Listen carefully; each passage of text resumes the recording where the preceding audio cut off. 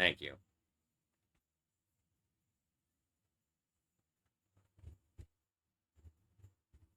Every damn day. It happens at 1:44.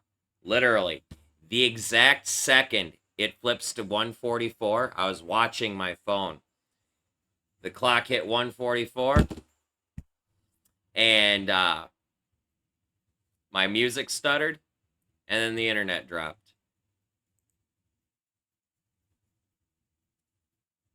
Every single day. Every single day.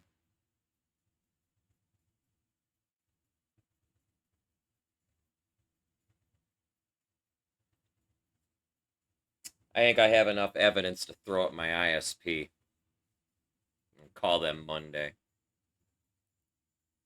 Because CenturyLink doesn't have a 24-hour office that's open on weekends.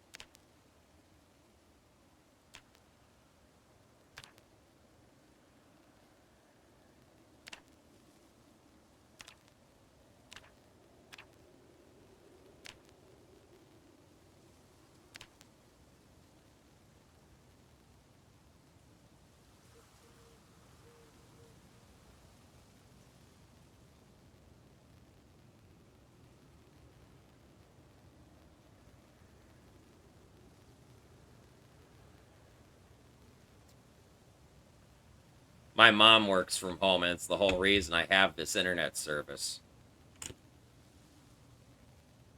And because I stream, you could say I work from home too. Can't have that happening. I should go to my dashboard on Twitch and see if there's timestamps on my fucking videos. Or on my VODs. I don't think there are, but we'll see. I have to go look. I can screenshot that shit as evidence.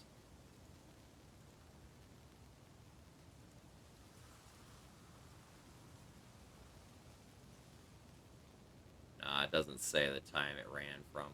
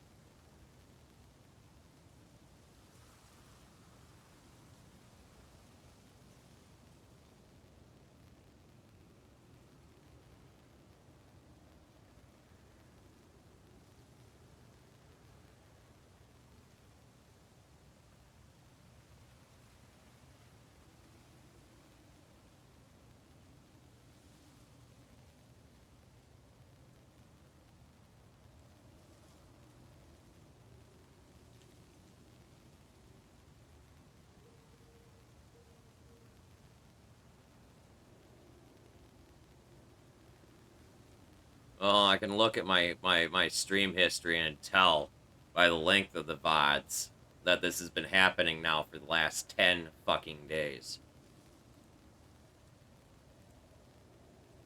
That's a third of the month, man.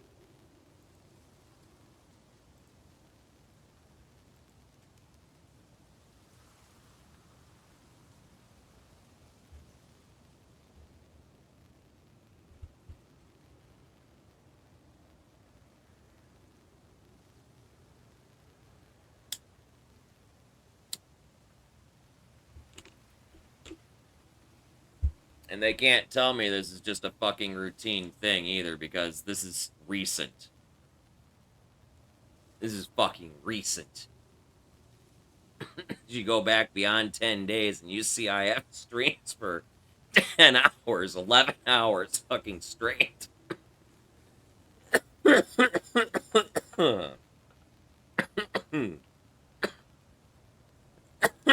it's fucking ridiculous, man.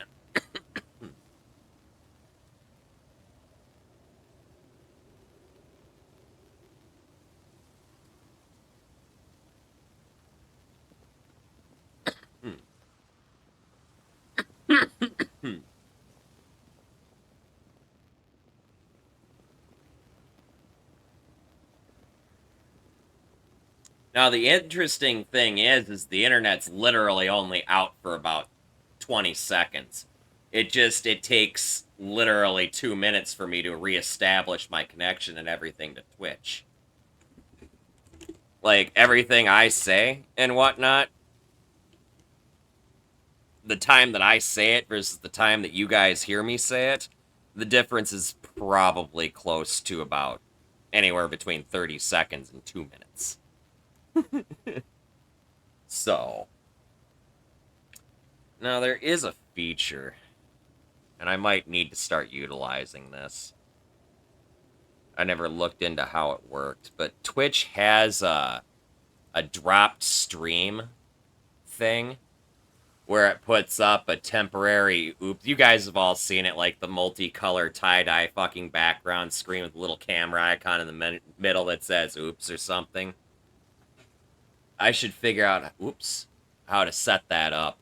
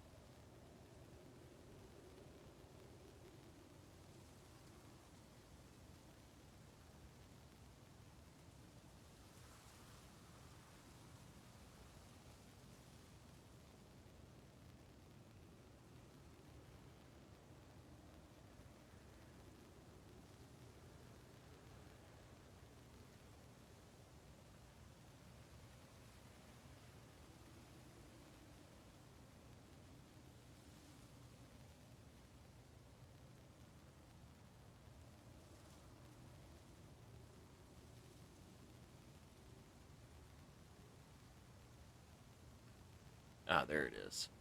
Disconnect protection. There it is. Improve the viewing experience for your stream by enabling a backup in the event your stream is disconnected. If your primary stream fails, automatically display a temporary visual to the viewers for 90 seconds while you troubleshoot and reconnect. Oh.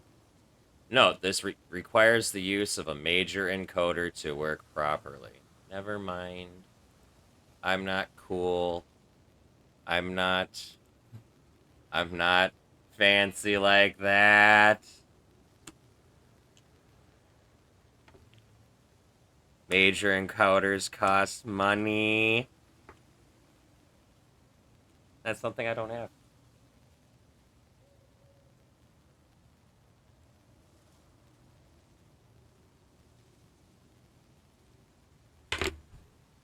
Solution number 2 is to just get a second hard drive. That's like a fucking terabyte or maybe even 2 preferably.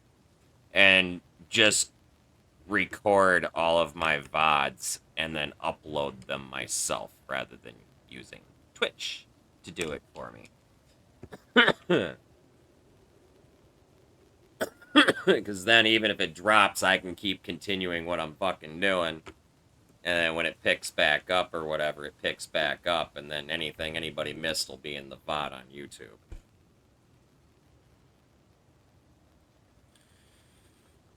I think that's probably the more feasible option.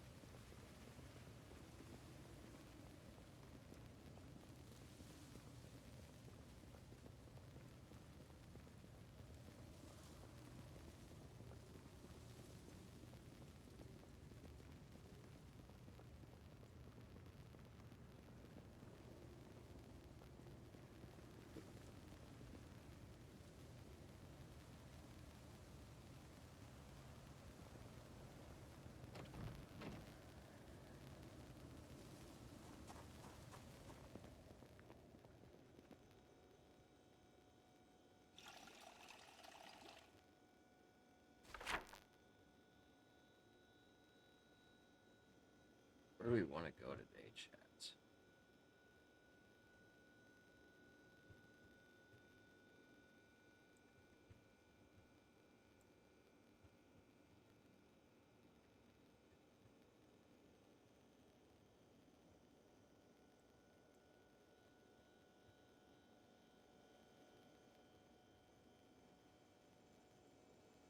Go up and fuck with Lake Ivy.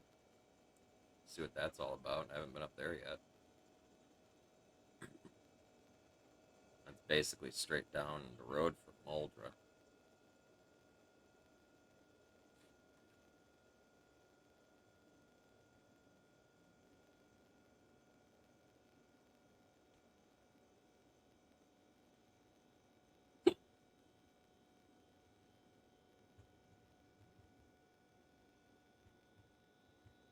Yeah, we can totally do that.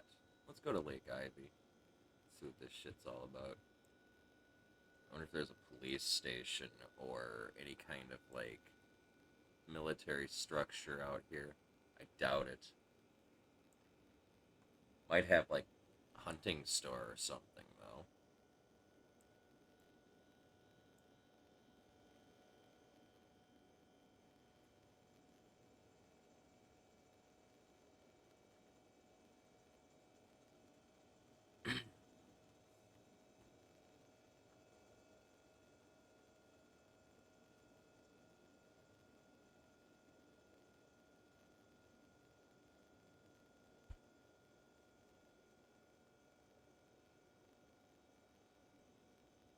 Totally looks like a dangerous place though. Not for giant city reasons, but just for visibility reasons. It's like a lot of this shit looks like it's like surrounded by trees and stuff.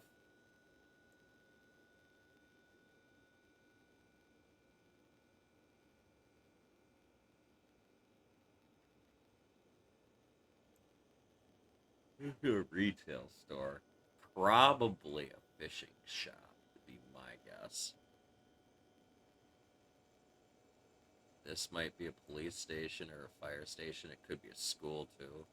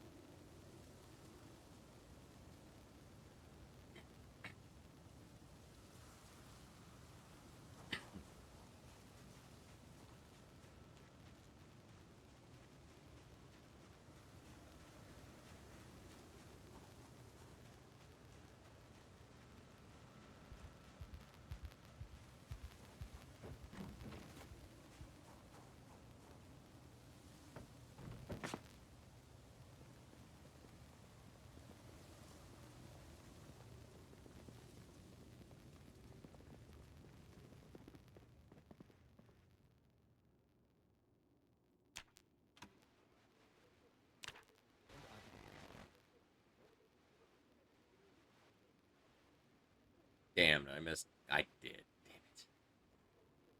Completely missed the news. Or rather, the weather update. Oh well. I don't need to know what the weather is. I could look at the sky.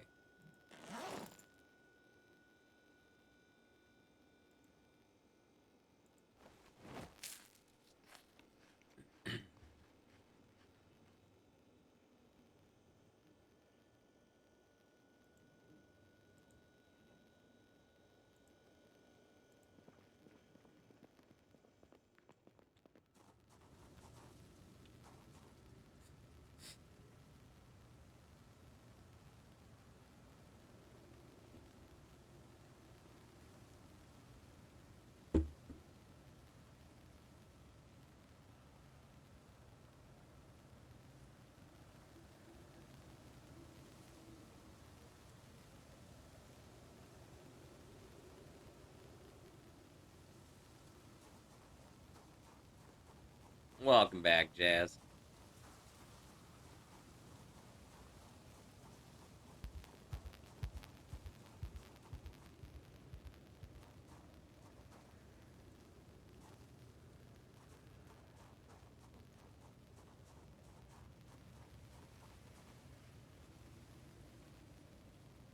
Nice. Is your dad okay?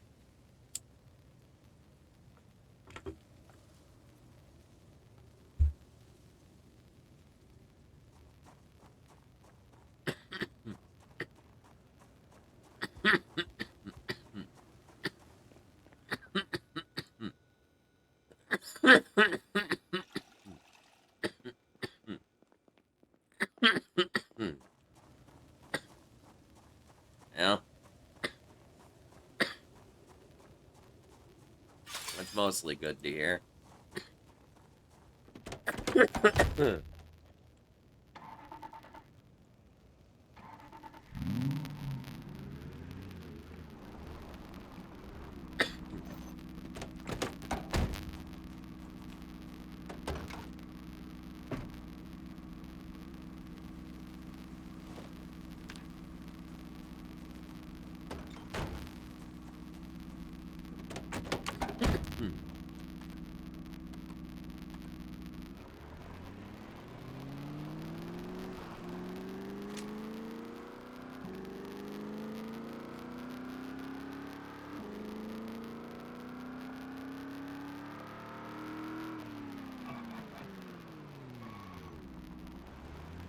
Of course, they all cuts.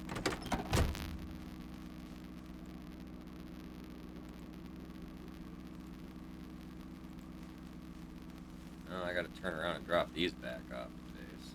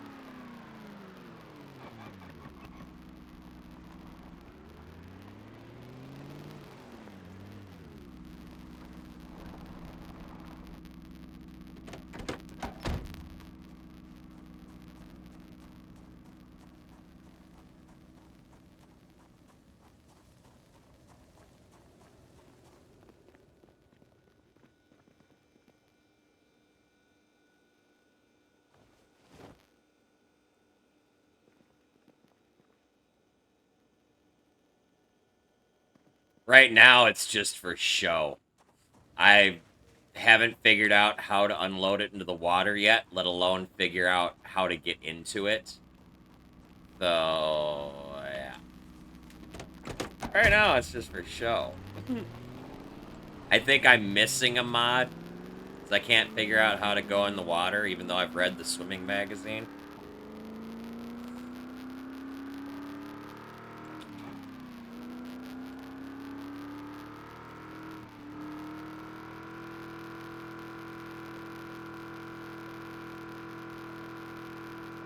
be totally easy, make it easier to, it would totally make it easier to get from the mainland to Kingsmouth and back. Because, I'm not gonna lie, that fucking bridge to get to Kingsmouth is just toxic as fuck.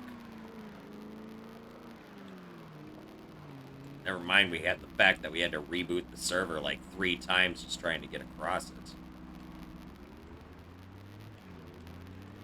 So bad. Like, I literally don't want to go back to Kingsmouth, even though there's a huge loot or ammo fucking spawn out there. Fucking military base.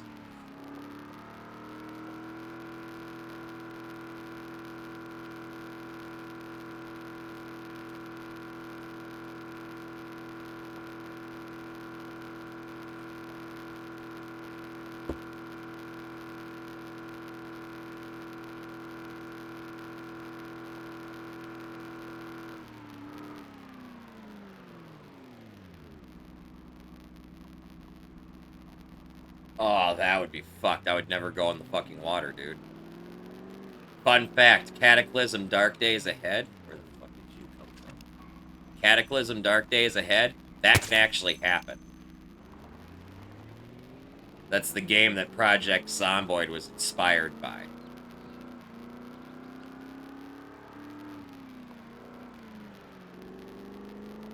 Fucking water is super traumatizing, man.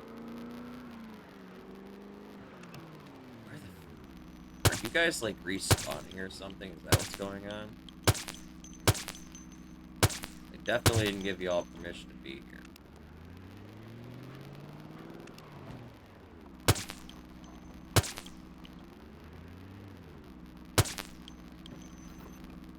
Oh, that's stuff on the ground.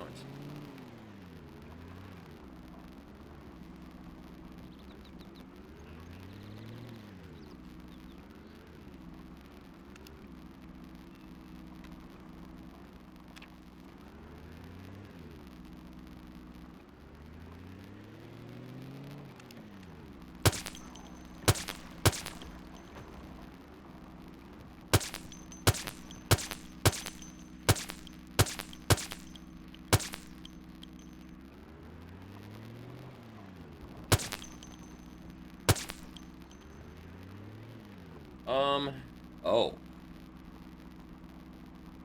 I think before I go to Lake Ivy, I need to spend some time here in Muldraugh.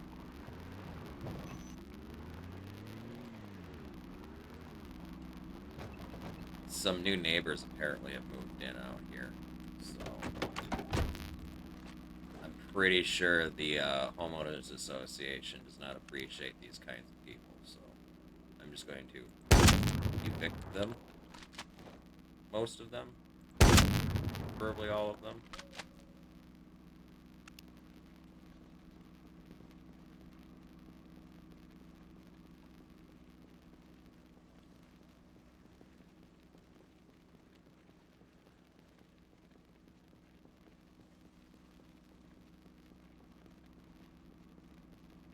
Oh wow, there's actually, wow, what have I done?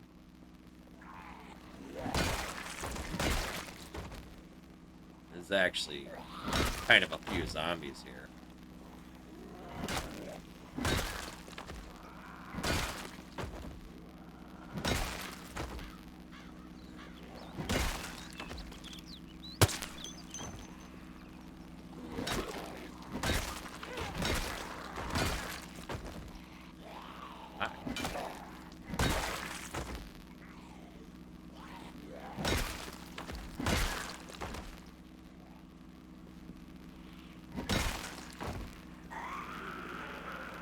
Fuck you guys.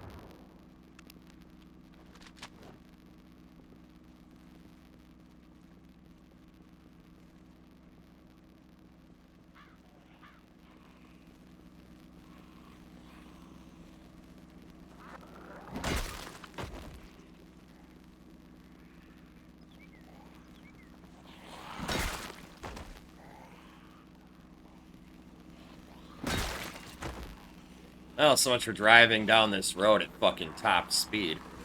That was nice while it lasted. Hey, it's Abe Lincoln. Cute.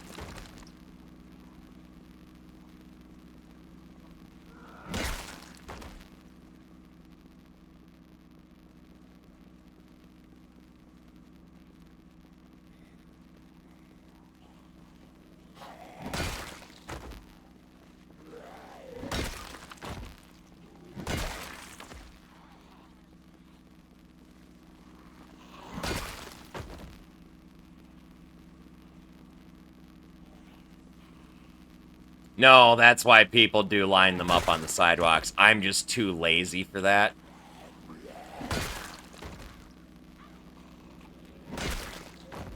I'd rather utilize my entire battlefield when fighting. If I can find myself to a little area that increases the risk of something going wrong.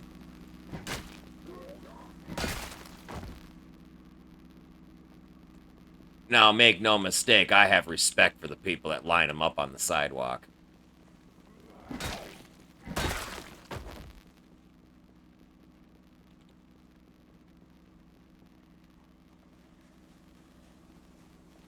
Full respect for those guys. That's dedication.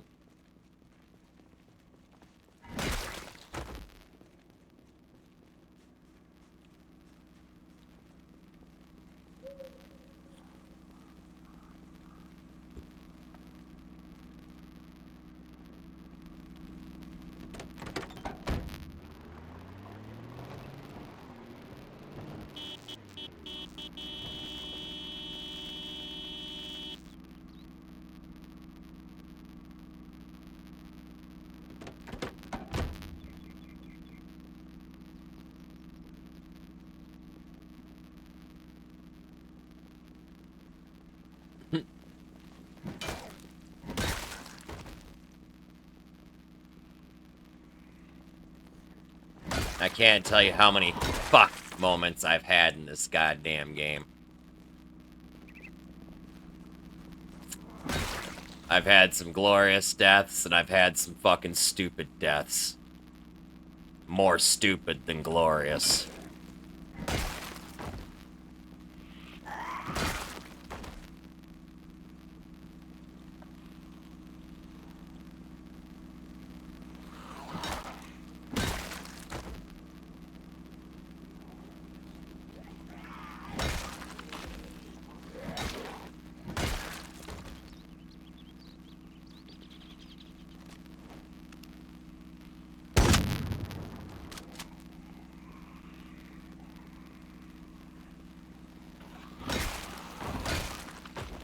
Come and get your dinner, guys. I have crowbar sandwiches for everybody. Bonks for you. I got bonks for you. I got bonks for everybody.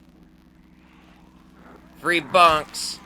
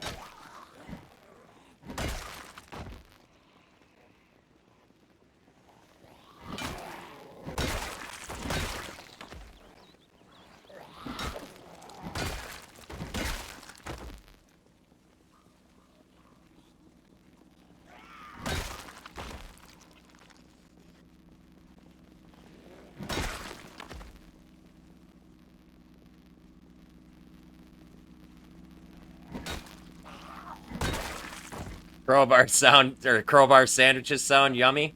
The zombies seem to agree. They keep coming back for more. Some of them even take 2 or 3 servings. Most don't get past, like, the second helping, though. Hell, most don't get past the first.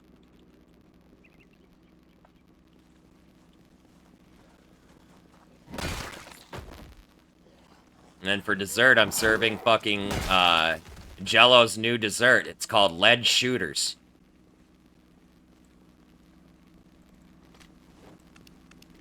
Everybody likes some Jello.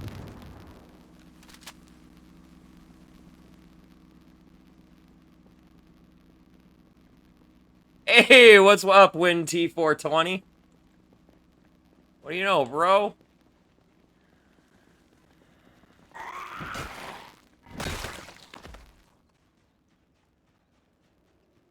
Anybody else wanna come play with me? Hello? Zombies! Let's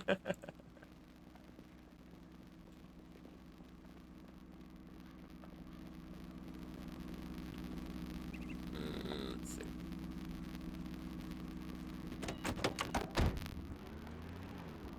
Give me a cigarette.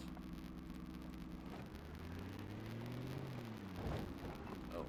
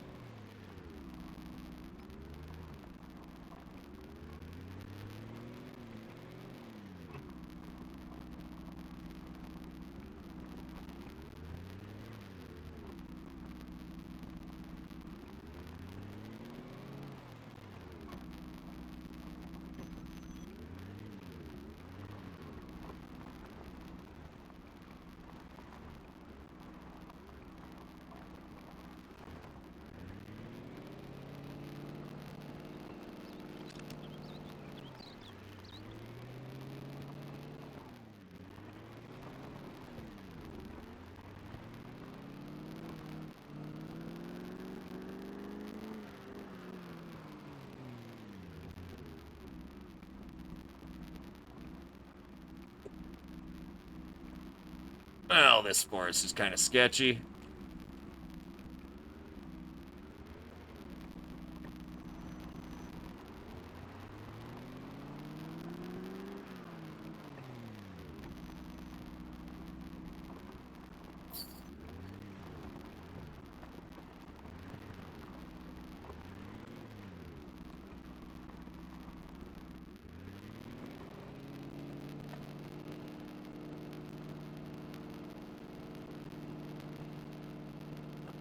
You fucking turkey bastard.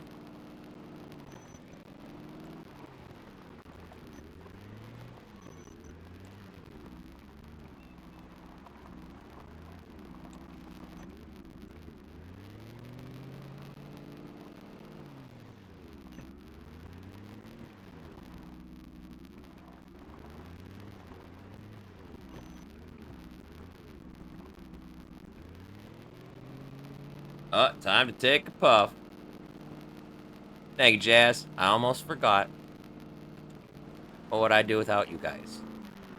Other than be, like, way too sober for this shit.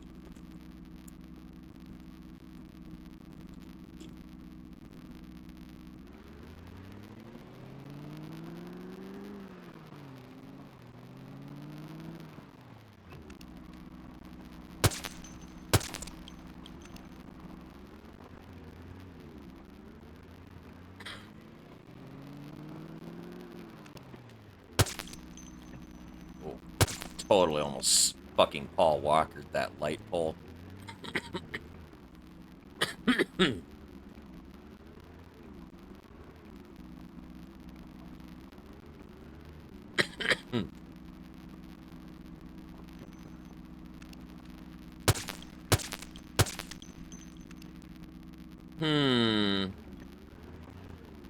Well, this one's gonna kind of suck.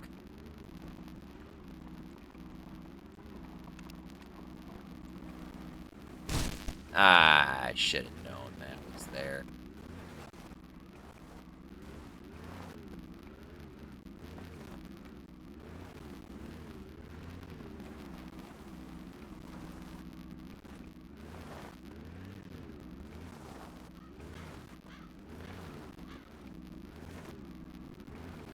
You know, if I was smart, I would have just backed in here instead to begin with.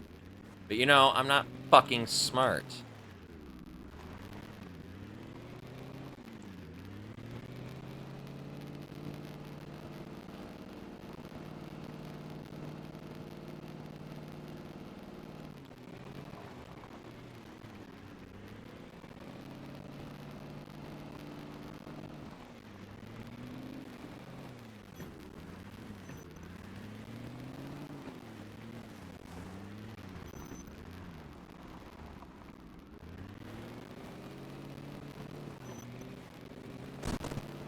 Oh, you motherfucker.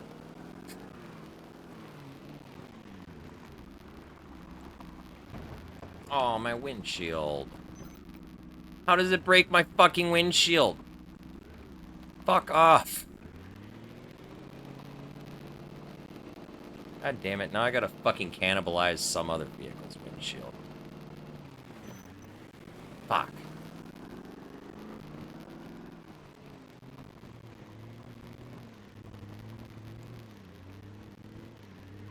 Part of the risks of Triple Z, man.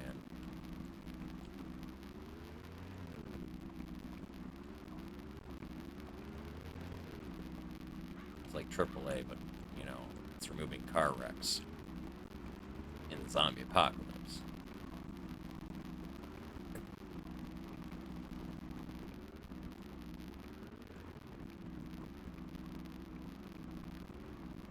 So I wonder how this cute little fucking city actually looks.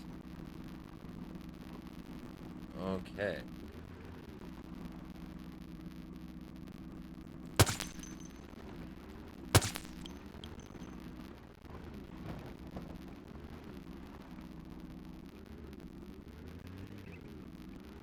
Oh, this is a gas station. Okay, and look at that Thunderbird. God damn, that's a nice car. And this is actually kind of a lot of zombies. And I'm sure there's actually more here than it looks like, too. So...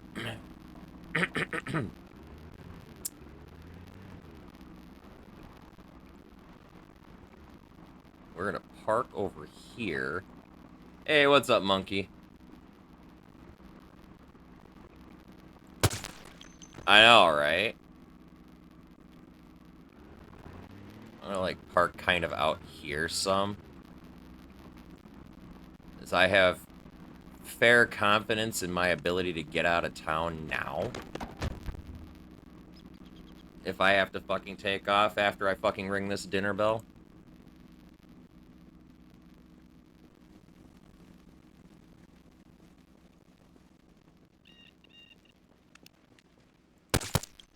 I am going to take out some of these fucking stragglers here with my last few rounds in this magazine and this gun.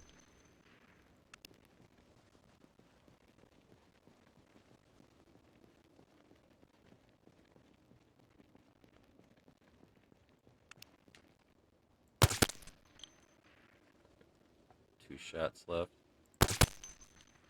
Okay, now we can just go ahead and reload that.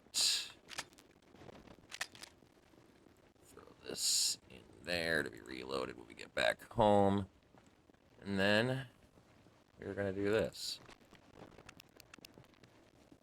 And just see what that does.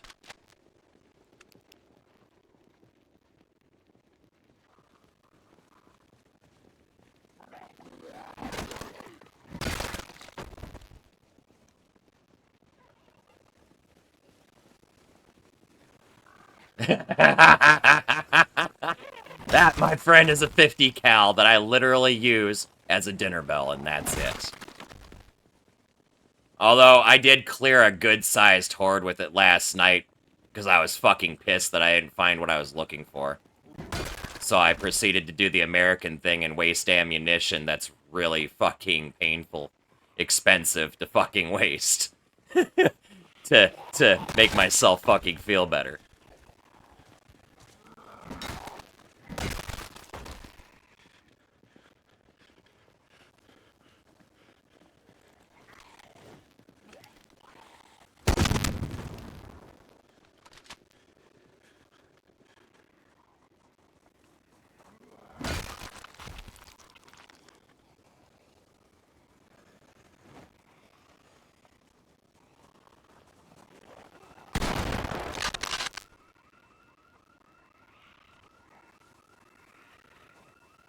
Fucking house alarm just went off.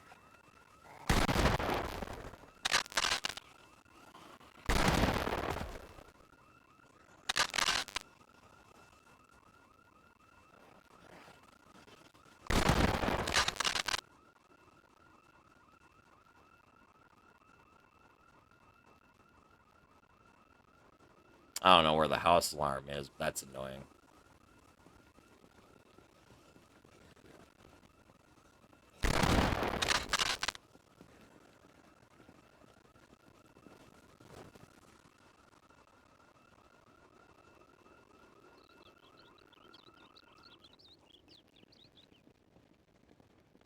Yeah, I know, right?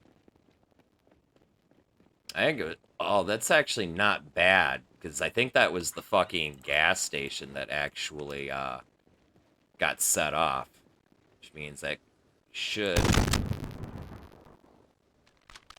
pull the vast majority of everything over here, which is what I was trying to do anyway.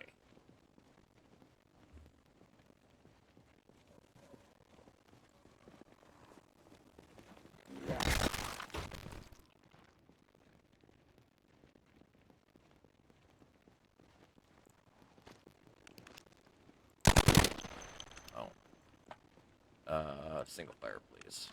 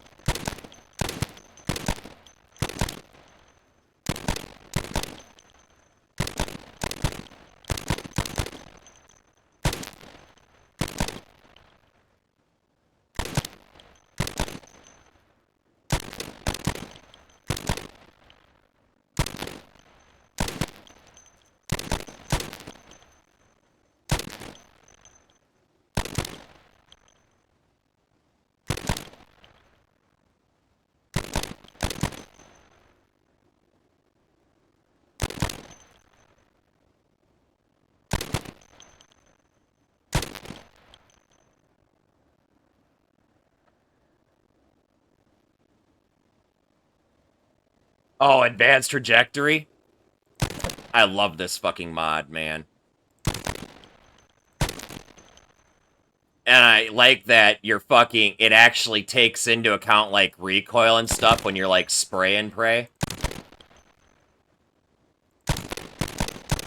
Not to mention it adds a little bit of element of player skill to it. Like, I just missed, like, fucking 2 of those shots on that zombie because I literally did not aim right. I fucking hate hit scan because in some respects, it's easy mode for some things.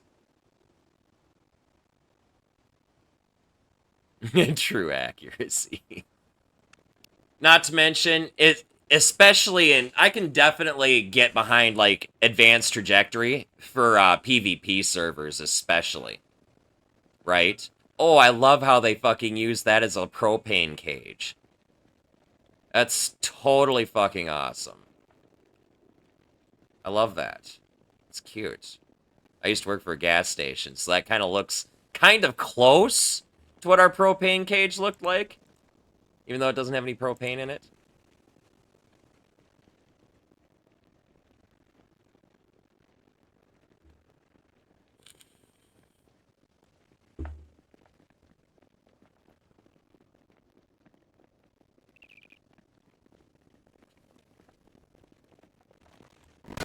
I need to look at that car. That car looks like it's in great condition.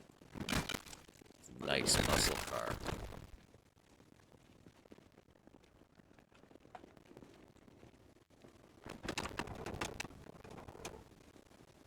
Yeah, maybe not. It's okay, I want the windshield.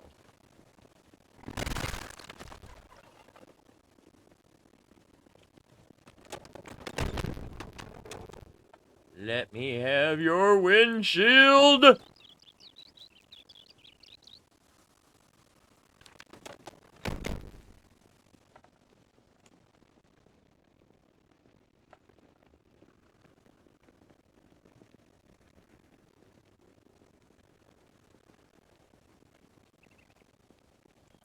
Yeah, right? Now, I will say Advanced Trajectory has this uncanny thing where you can kind of shoot through walls sometimes. I haven't quite figured out what its rule on that is. I know for sure if zombies are beating on something, I can shoot through that object and kill them. But sometimes if they're just standing on the other side of it, the bullet stops dead. I'm not entirely sure. I'm not entirely sure what its rule is. Do they have to be interacting with the object for you to shoot through it and kill them? Or what is it? Oh my god, look at this fucking find! Yes, please.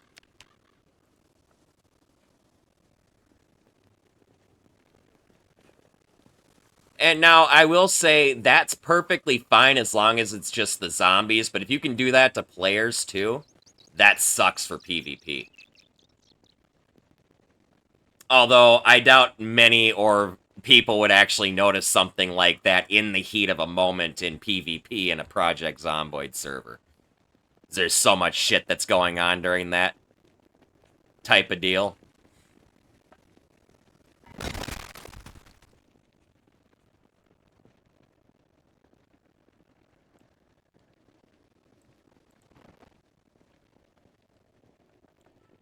But I will say, for like a PvE server, a multiplayer PvE server, where you got a bunch of friends, especially if you're playing with a high zombie count and the zombies are desyncy and fucking weird anyway, I really don't mind the funkiness of Advanced Trajectory, because that kind of balances out the phantom bites and stuff.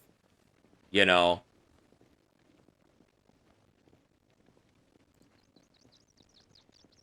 Never mind the fact that Advanced Trajectory has so many configurable options to it in its sandbox, if you want to really get down to customizing it. If you feel it's out of balance for some reason, you can tweak it.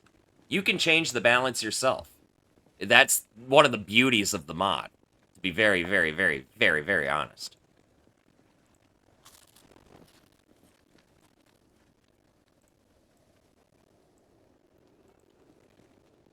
The best mods are tweakable. Because typically people like a fair number of mods, but they don't like the balance of those mods, so they won't use them because of it, right? But if you give them a sandbox to work with to fucking change some of it, they're at least going to try it out for a lot longer to find something that works for them.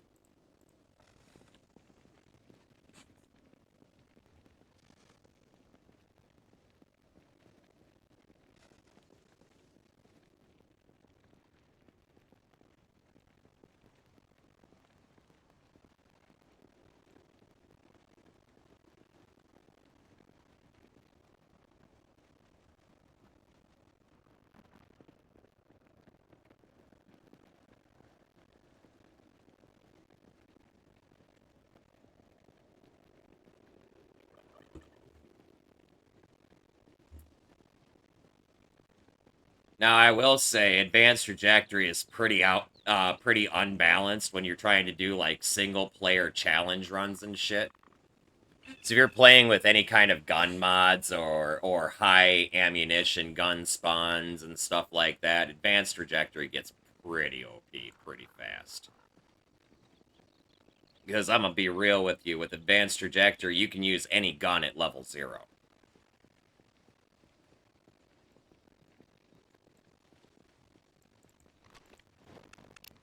Whereas in vanilla,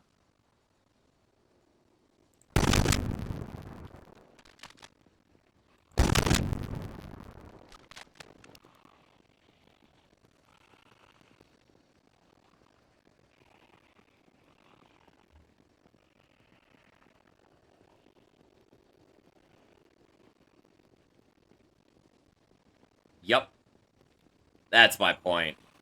Nail guns. Nail guns, man. Nail guns. Especially if you're playing with, like, squishy zombies. I play with random zombies. So, some of them take, like, one hit like that. Some of them will take like 3 or even 4 hits. I like that randomness. Plus, it helps balance out advanced trajectory a little bit, because you're not necessarily going to one-shot every single zombie with a 22. Sometimes it takes 4, 5, 6, 7 shots.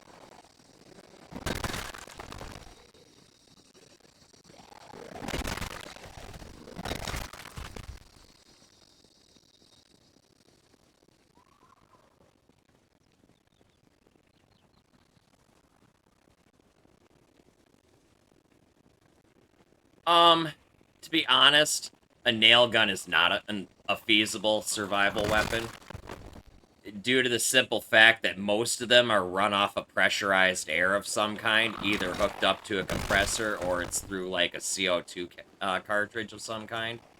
More likely it's hooked up to a fucking motorized air compressor that's plugged into a wall or hooked up to a generator, right? So really, maybe for local stationary defense it might be a feasible thing, but your average out and about, no, not really. And then you've also got the issue that nails are not aerodynamic. Sure, they're long and pointy, but they're not fletched. They don't have anything to stabilize themselves and keep them stabilized flying through the air, and in fact, a lot of them have that fucking fat head on the end, which actually causes air drag, which will then cause them to spin out of control. And so what more likely happens once you get beyond like 2 or 3 feet for your shot range is the bullets, or the projectile is already spun in a way where it's not going to be effective when it finally hits the target.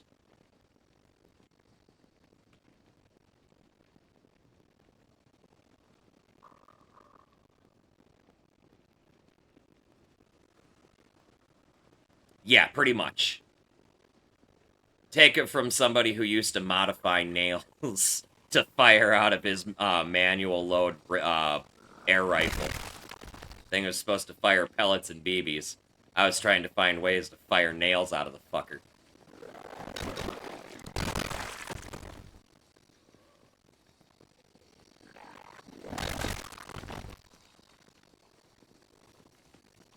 And my experiments went about like that.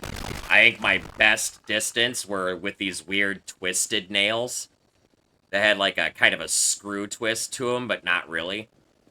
Not as screw-like as a screw. You know, it's like twisted metal. But those would go a little bit farther. But really, the extra distance is like inches at most.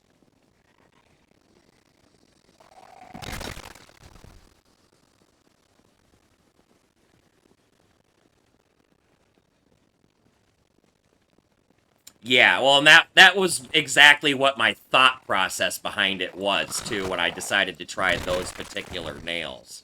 Since the barrel of the BB gun isn't rifled, try something that is kind of rifled. But I have a feeling you would need something that's more precision twisted and designed specifically for that, maybe, to get better results.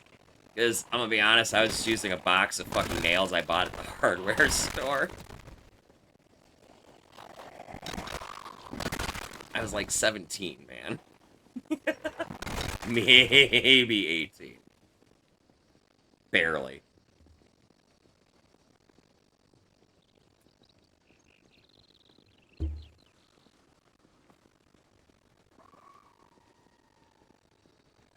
I look back on this shit and I realize I was a really troubled child.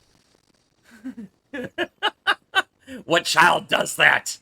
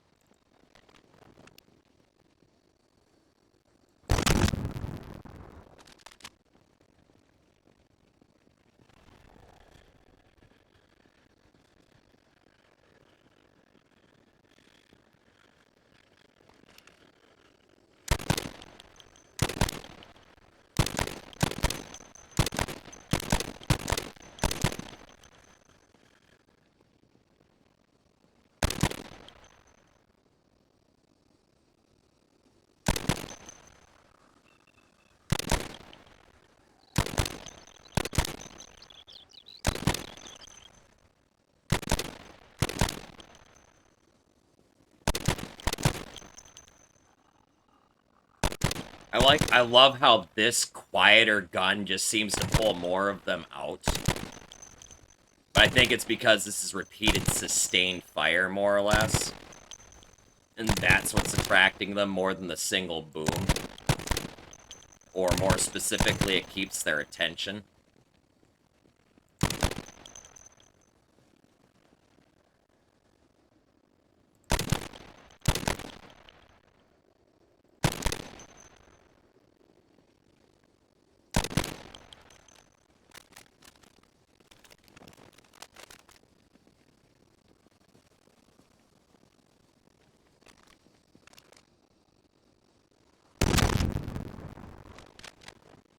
I love lining up twopers like that.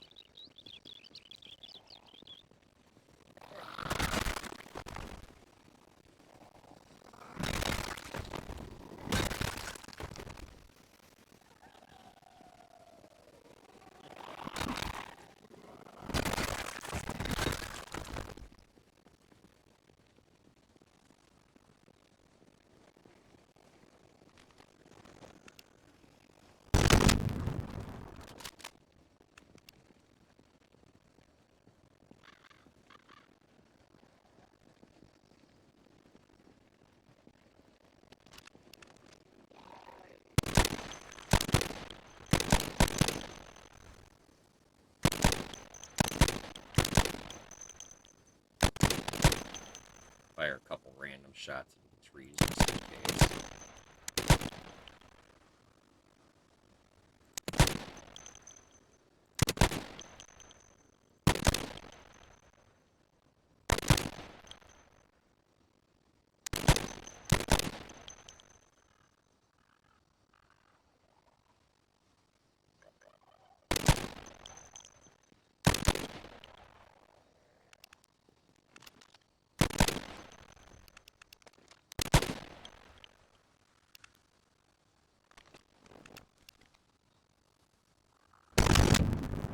That was a threefer.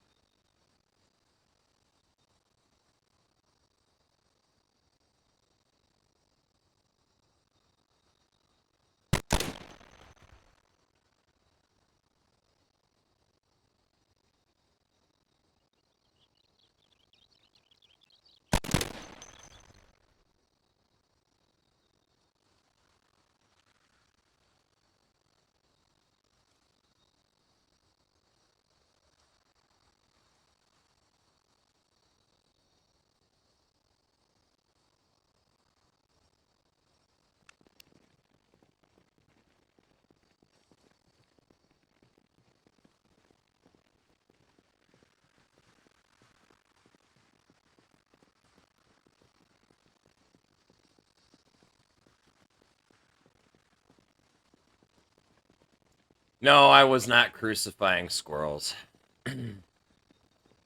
I was shooting squirrels, though.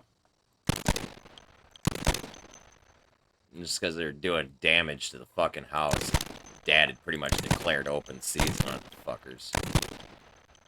I have long since made my peace with squirrels, and I actually like squirrels. There ain't nothing wrong with them.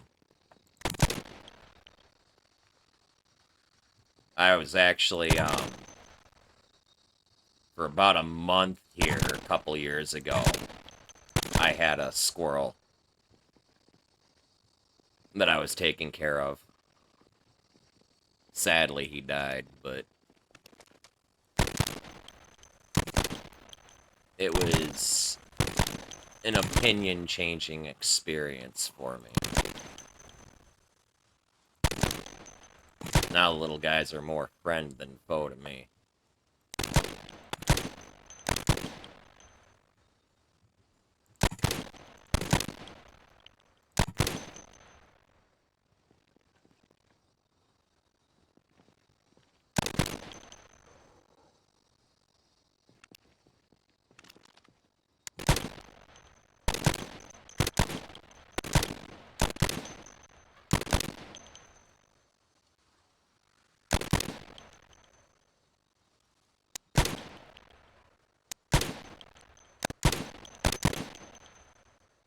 I hate it when the trees move. Makes me think there's a zombie there like every fucking time. And I will literally waste a bullet on a random shot over there into the fucking trees when I see them move.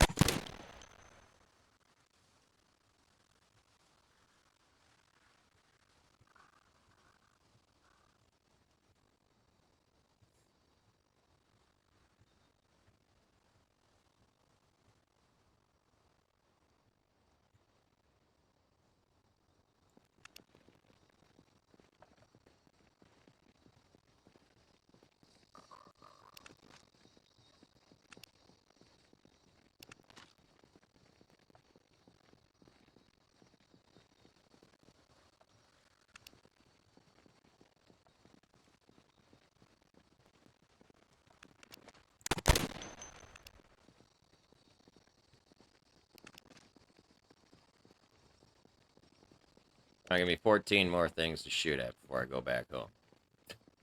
Let me at least empty out this magazine. Like, fuck.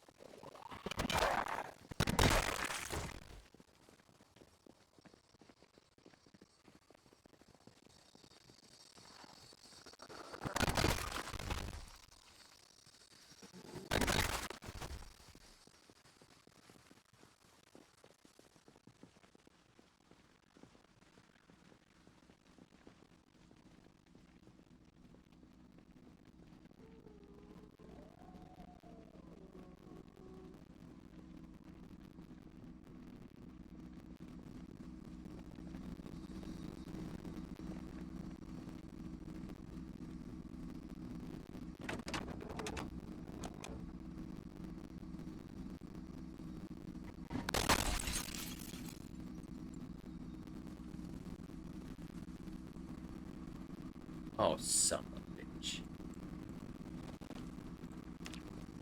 I grabbed a sport windshield. God damn it. That's right, chat. I was not looking when I fucking picked the vehicle I was going to strip the windshield off of. Motherfucker.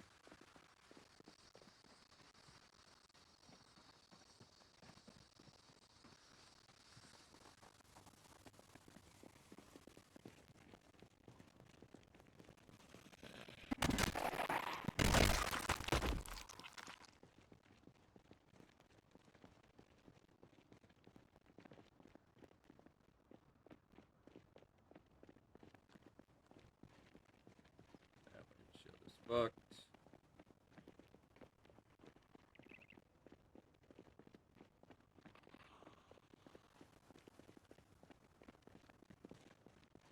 This one's a standard. This will work.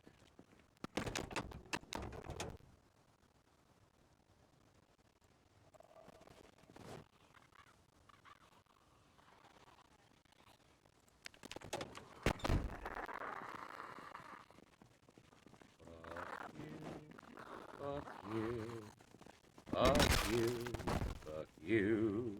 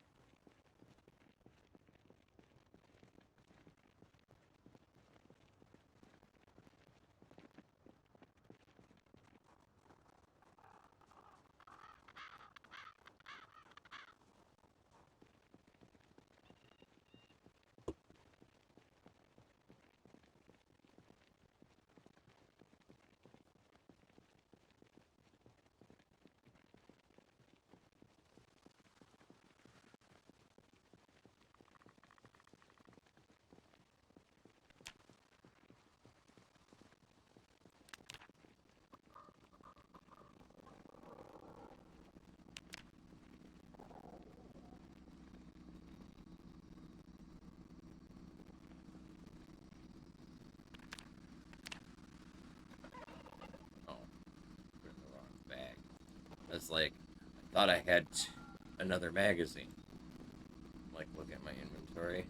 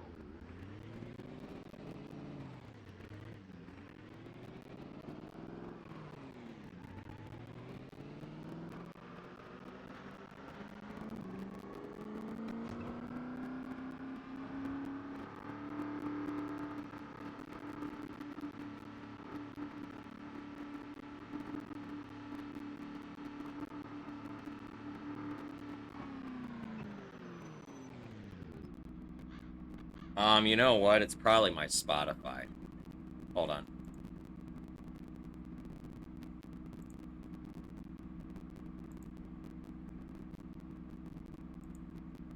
That fix it?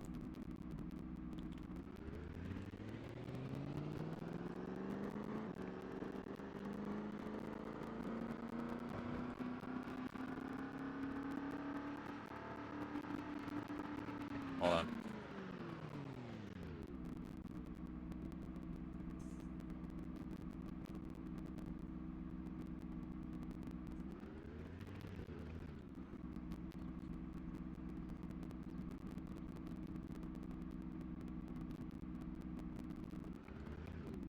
Oh, what the fuck is going on?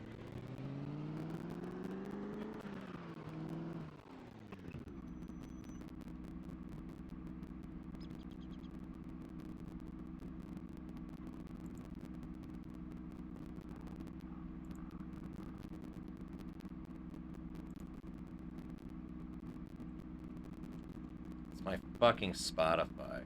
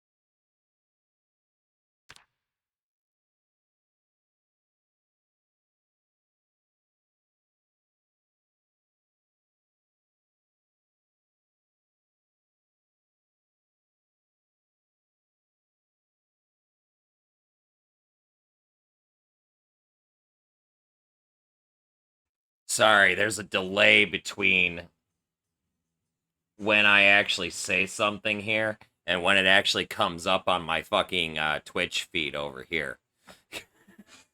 So I'm like sitting here listening to my own stream with the audio on, listening for the crackle and shit. It was really low. I almost couldn't hear it, to be honest. And normally when that happens, it's my Spotify, though. This time it was Zomboid being a fucking derp. I don't know what the fuck the deal with that was.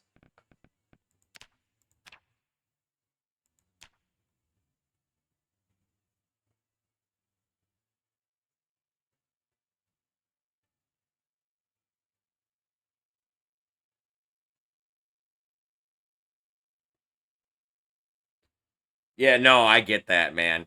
And I really wish somebody would fucking say something sooner when shit like that happens. Because I literally don't know most of the time. Especially when they're isolated situations where a reload is going to actually fix it. No, you're good, man. I want to know. Don't apologize.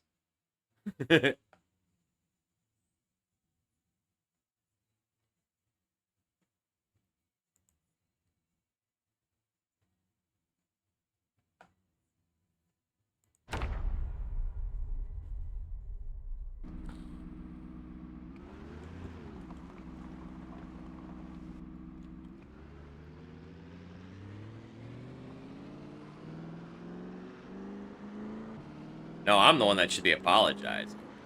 Fucking, I didn't mean for the ear raid. Shit.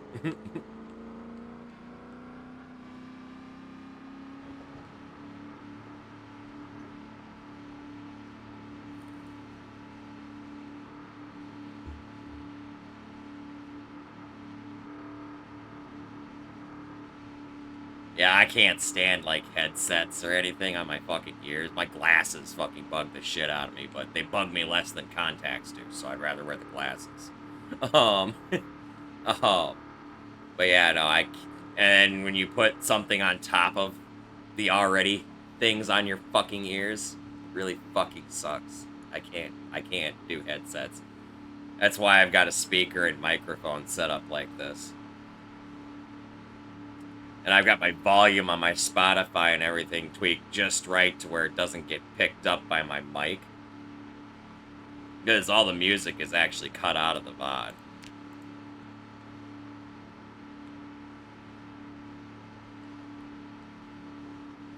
So I use a separate channel for Spotify.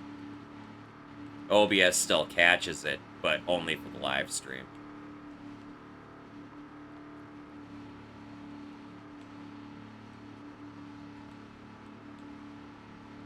Yeah, like watermelon rubber bands. That's exactly what it feels like, dude. You nailed it right on the head. Or in this case, the ears.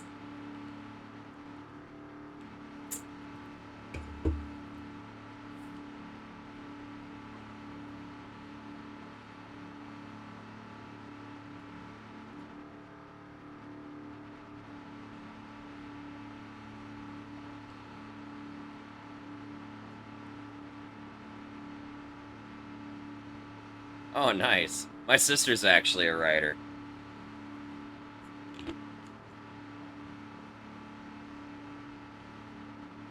Among other things.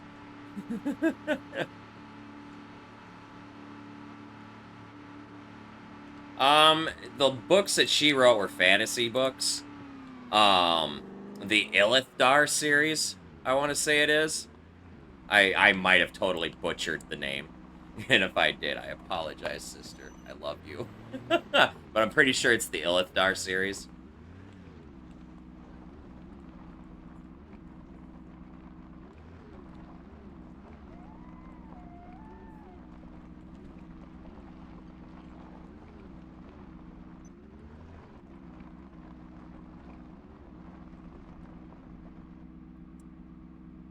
Yeah, that's it.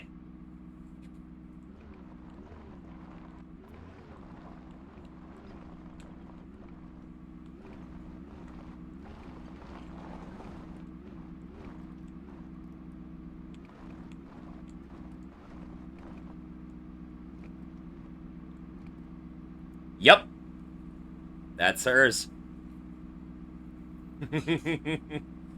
Are you familiar with the series?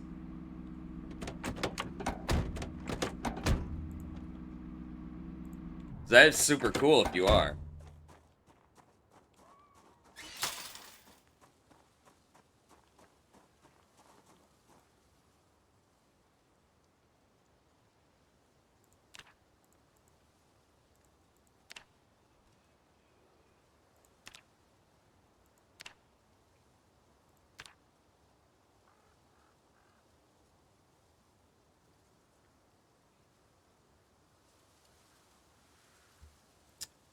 It's entirely her own fictional world, man. I have not read them myself personally, as I'm dyslexic as shit and me and reading don't get along. But, um,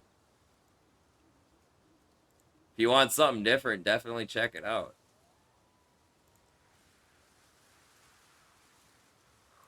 I know she put a lot of time and work into that series. I don't know if it's complete yet or not, though. I haven't talked to her about it in a while.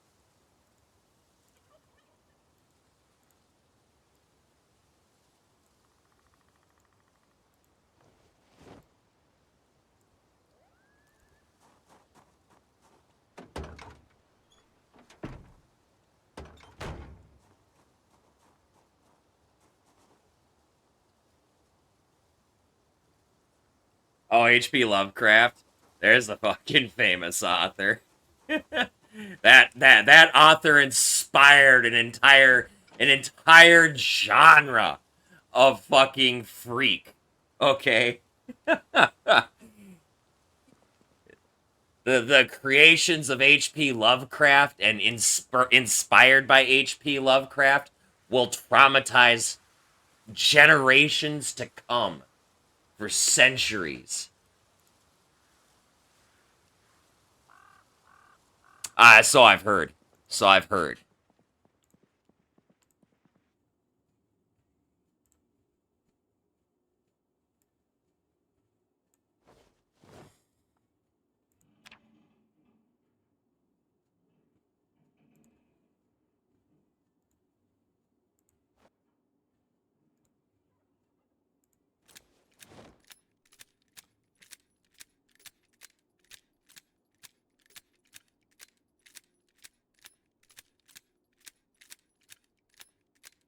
I don't really dread reading. I can't, I don't retain it so it becomes worthless to me. You know what I mean? It's a lot of wasted effort for something that I'm not going to retain. It's not that I hate reading or dread it or fear it or anything like that. I'm very capable of reading. I just can't retain what I read. Like, I could read a page of something and you could ask me what I read and I couldn't fucking tell you. Like, literally, it's that fucking bad.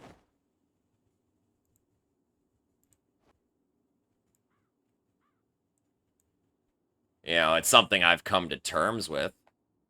Doesn't really bother me. You know? I absorb information differently.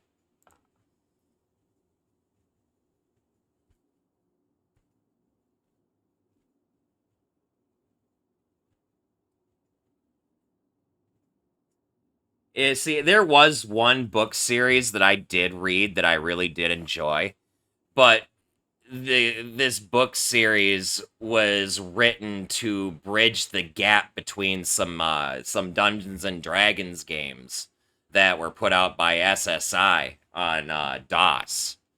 The fucking the Dragonlance series. I read like the original Chronicles and then like half of the Meeting Sextet series. But I never got into any of the other ones like the Brothers, Wheel of Time and all of that jazz. I can't. You know. I think you've mentioned this before. Are you fucking serious, dude? Because that's literally like 130 fucking books. The entire Dragonlance franchise, including the Wheel of Time and the brothers and stuff, Raistlin and Caramon and all of their side story shit. That's a lot of content, man.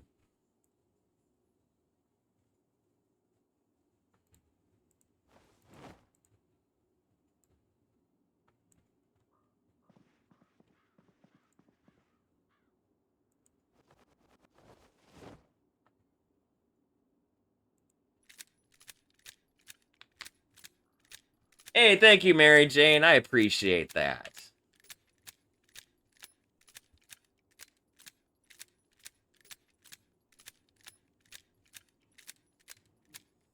Yeah, there's a lot of Forgotten Realms and Ravenloft in there as well. Yeah, you're right.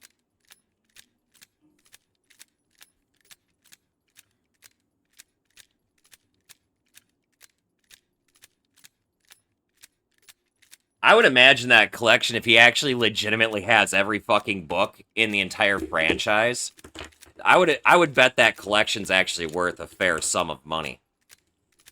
Because some of those books date all the way back to the early 90s. And the vast majority of them probably aren't in print anymore.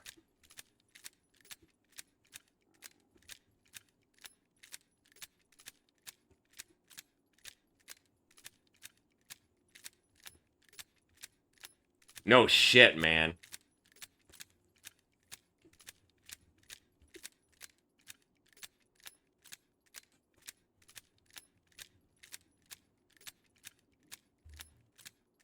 Oh, that's some serious... That's impressive.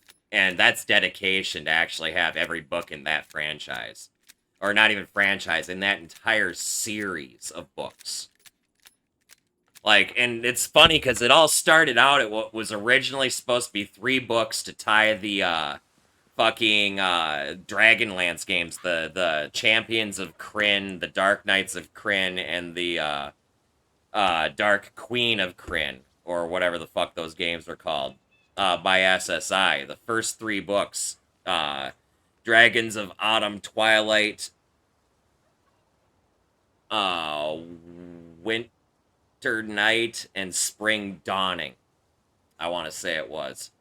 Those were the 3 that were written to bridge the 3 games.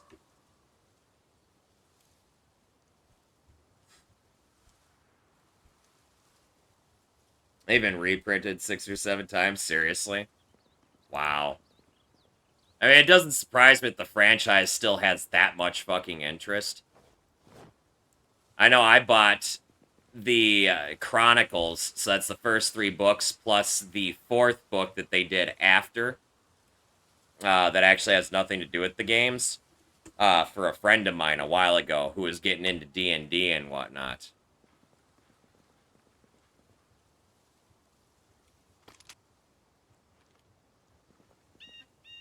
I hope they enjoyed it.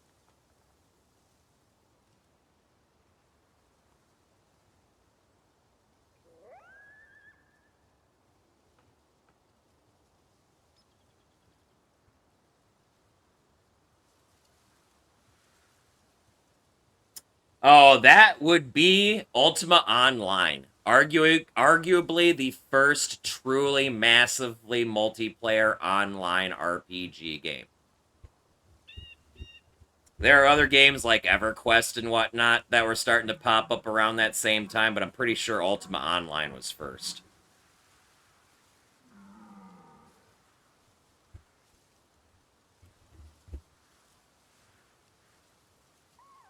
And the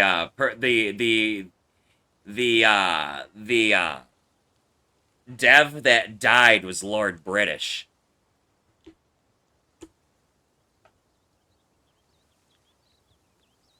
Yep, they made it part of the lore. Rather than letting the griefer get away with ruining the entire event, they fucking built it into the fucking story.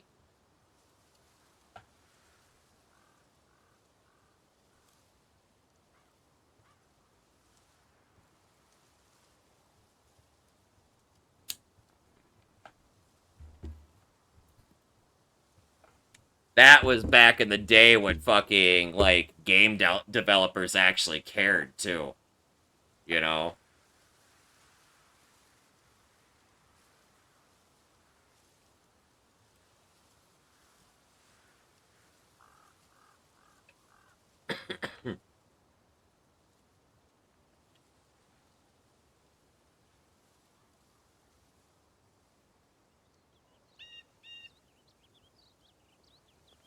Yeah, no, that game, that was Ultima Online. That was seriously Ultima Online.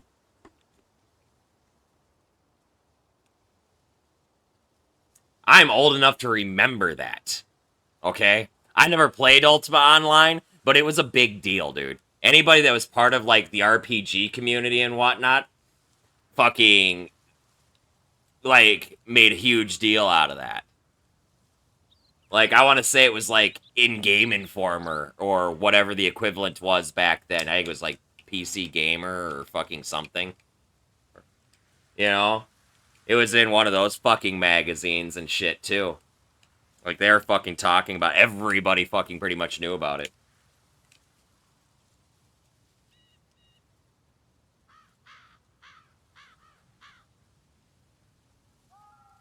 Oh yeah, I played the hell out of Doom also. The original Doom, Doom 2. Um the only Doom game, there's two games in the entire franchise that I don't like. Okay, and I really didn't care for Doom 3. It does creepy really well, but a lot of the game mechanics are painful. And then I didn't care much for Doom Eternal. But otherwise, as far as the original Doom goes, fuck yeah. That was, excuse me, that was the whole deal with Doom 3, though, is it was supposed to be dark. You're not supposed to be able to see it. There weren't a lot of mobs, okay? There really weren't, right? But it was dark and you could get fucking jumped really easily. Like, that game made you cuddle with your fucking flashlight, man.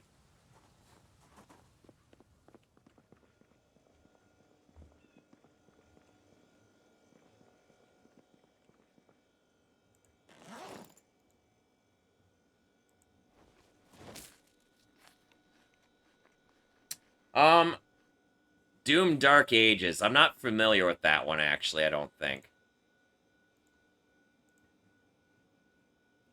Truthfully.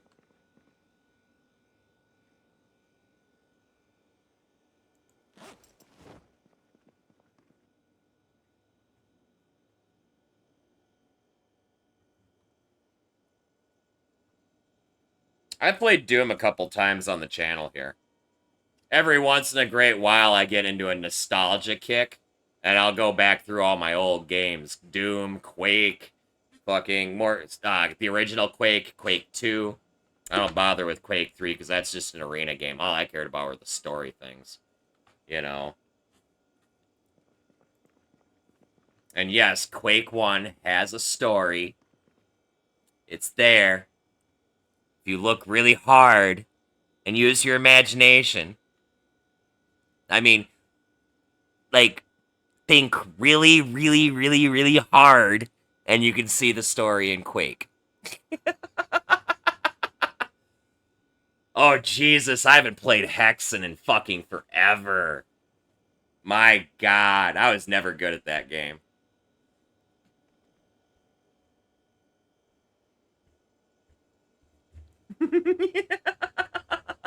No, seriously, the original Quake actually has a story, but it was back when the designers that made it were still in the early days.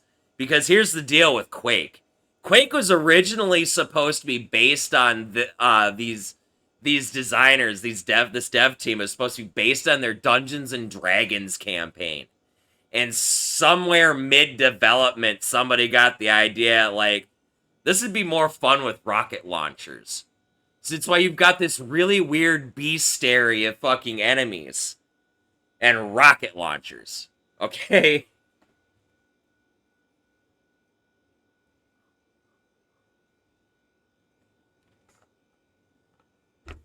It was originally supposed to be some sort of fucking like Dungeons and Dragons type adventure, and then somebody fucking derailed it and it became what it was. But for some reason, Quake just became this instant kind of like success. It didn't do like super good, but the fan base it snared was fucking solid.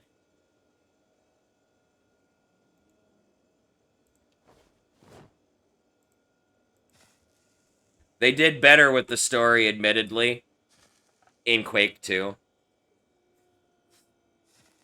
Quake just wasn't some guy.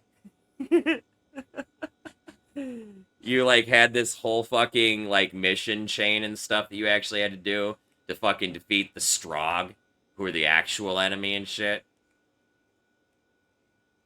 And it's got, to me, personally, one of my favorite, like, starting the game movie cinematics fucking ever.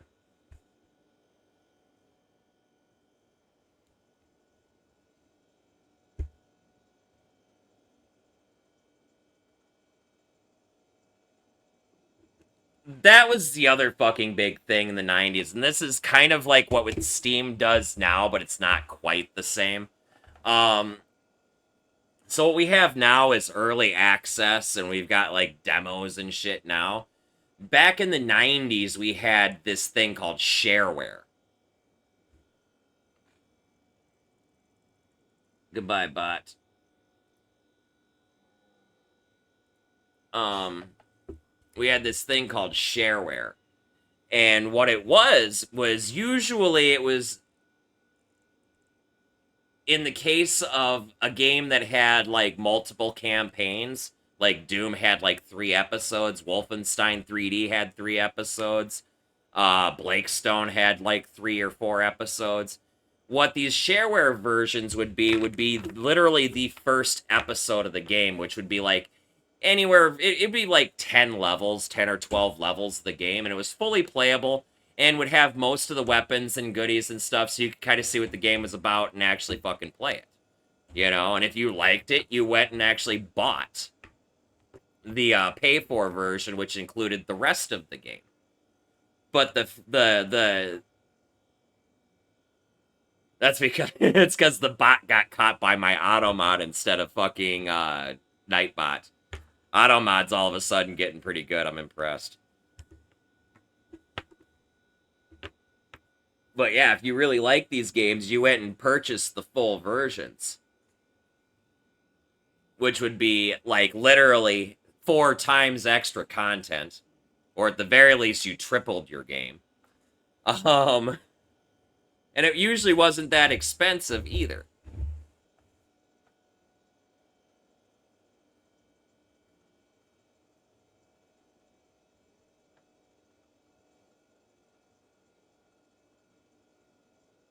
You can go in and configure that. One of these days, if I've got some time, I'll help you with your auto mod, monkey. You've you've got to go in there and you've got to set some exclusions and shit. Because here's the thing is, while yes, there's some obvious things that need to be just automatically snipped in the butt, you know, like the N-bomb and stuff like that, right? There are other words that get picked up because they're used in combination with other things that are a racial slur or some sort of discriminative comment. And because that word gets used in combination with other words, it gets taken out of context by the auto mod. Yeah. And I didn't realize you were, I don't know why, but I didn't realize you were a streamer, dude. So, like, give me a second. I'm going to give you a, oh, I'm already following you. Okay. Apparently, I'm already following you. So maybe I did know you were a streamer and just forgot? If I did, I'm sorry. Oh, you, okay. I I did what my brain just automatically does, and when somebody follows me, I follow them because it allows me to keep track of streamers.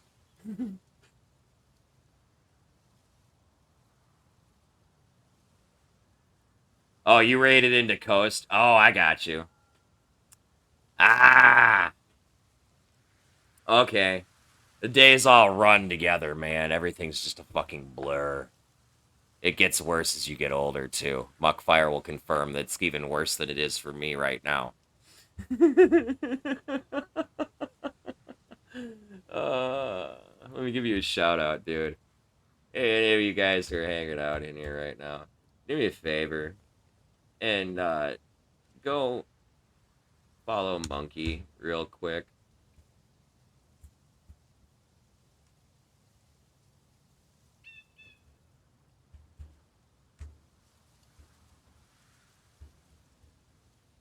Yeah, no problem, dude. Anytime.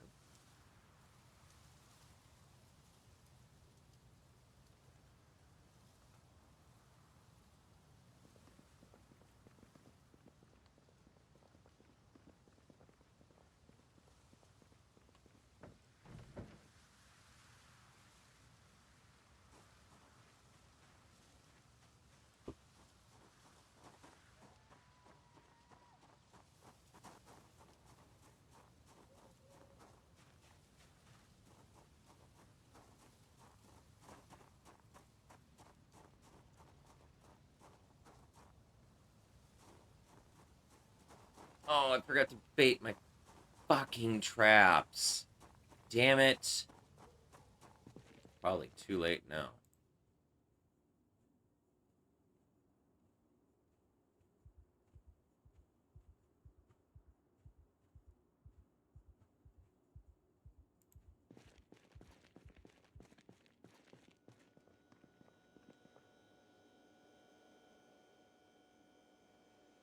So, ugh, that's gonna require like a tutorial because Frosty Razorblade, one of my good friends, helped walk me through that.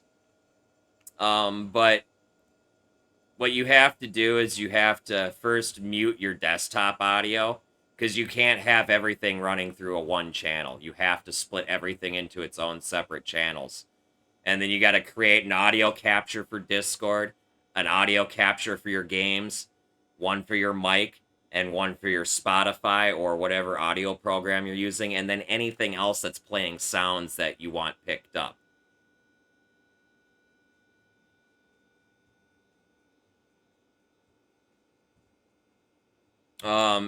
If you're still getting dinged,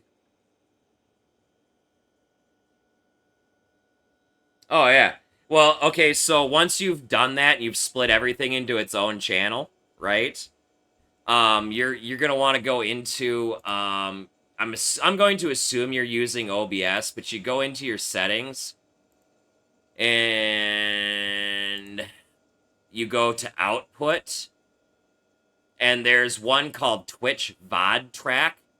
Check mark it on, and then pick one specific channel. I usually use channel 6.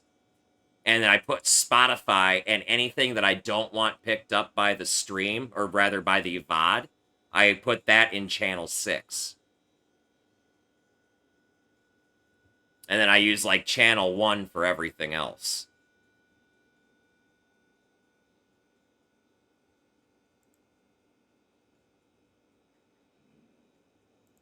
Okay, hold on. So you click File, you go to Settings, you go down to Output. On the first page, it comes up the Streaming tab. The first section's labeled Streaming Settings. The first section is Audio Track. That's the track that you want to put the vast majority of everything you don't care about in, right? I usually make that track 1. And then my Discord and my games and everything get put onto that channel, right? Below that is a check mark called Twitch VOD track. Make sure that's check marked on, and then I select channel 6, just because it's easy to remember. Right? Now, once you have that set up, you would then go to your Spotify, not your Spotify itself, but in OBS. So if you're already splitting all your stuff off into their own volume control things, you've already done half the work. So whatever one you've got for your Spotify, you go to its source, and where am I here? I have to find mine. I've got so many fucking things in here. Here it is. Spotify, and you click Properties. I'm sorry. No, not Properties. Hold on, I gotta remember how to do this. They fucking changed the shit. Oh, okay, I see what it is. So I'm assuming with the version of OBS you've got the little speaker icon and then the dot above it in the volume bars thing. Am I right?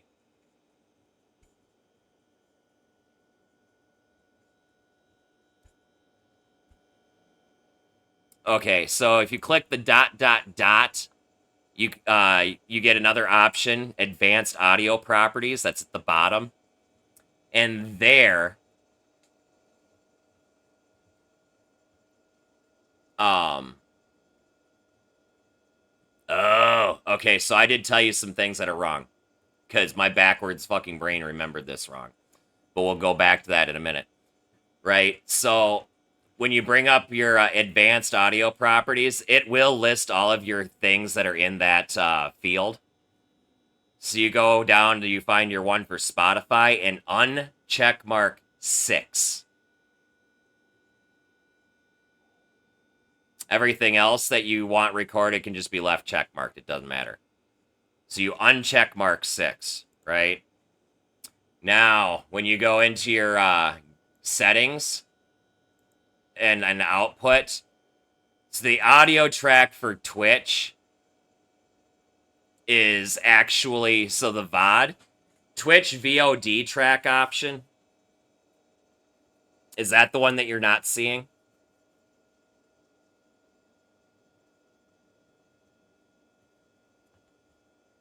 Hold on, let me see if I can't display capture.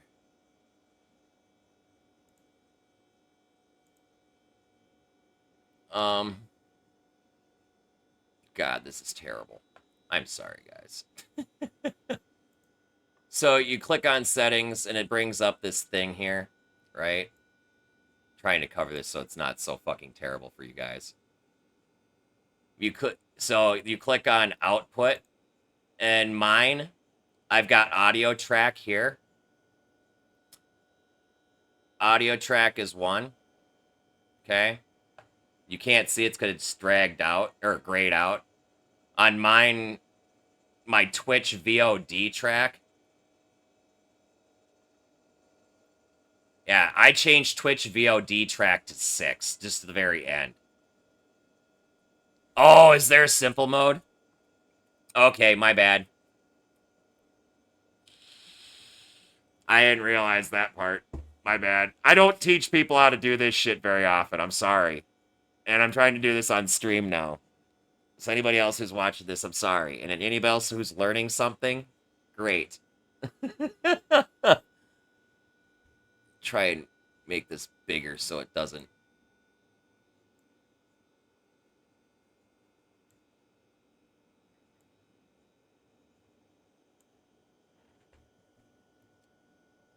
So anyway, the audio track, as I said, I set that to 1.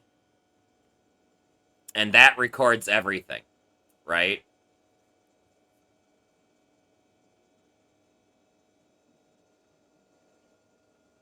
And I set Twitch VOD track to 6.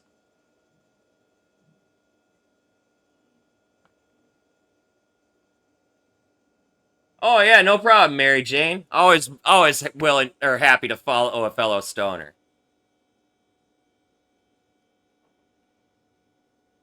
But anyway, so once you've got this set up, you then go and I'm sorry, chat. It's the fucking the thing again. I'm sorry.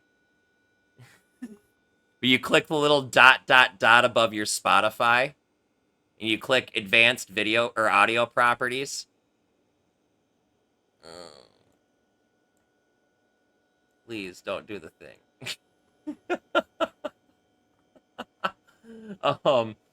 And then under Spotify, you just uncheck mark number 6. Uncheck mark number 6. And so what happens when you do it this way, and I know there's a better way of explaining this shit than what I'm trying to explain it, but what happens when you do it like this is you'll get your Spotify and everything on your live stream, but what's recorded to the permanently saved VOD, aka Twitch, or if you export from Twitch to YouTube. Now, I don't know how this works for recording videos. I'm assuming this is the same way if you're recording like an off-stream video. I'm assuming that it works, and if it doesn't, somebody let me know, because I really don't know for sure, because I don't do offline stuff.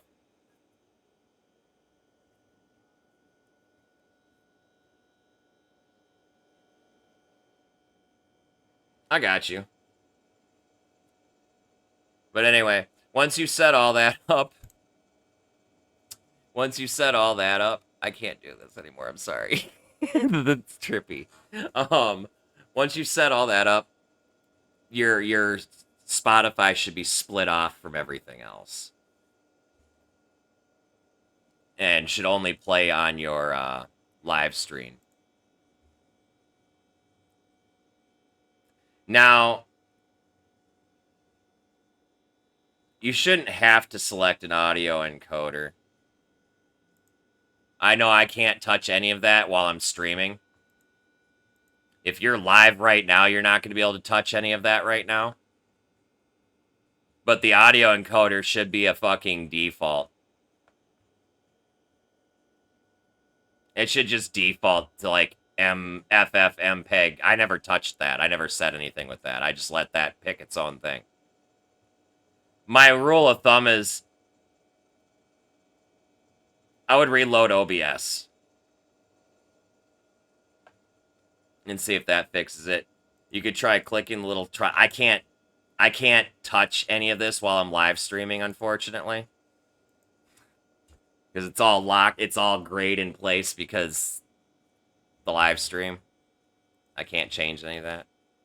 Not till I'm offline. And my guy's gonna like kill himself from boredom, so I need to go lock myself in a dark room for a second. There, we're not bored anymore.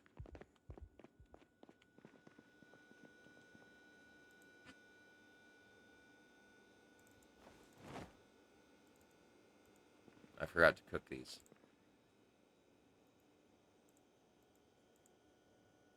These are shitty squirrels.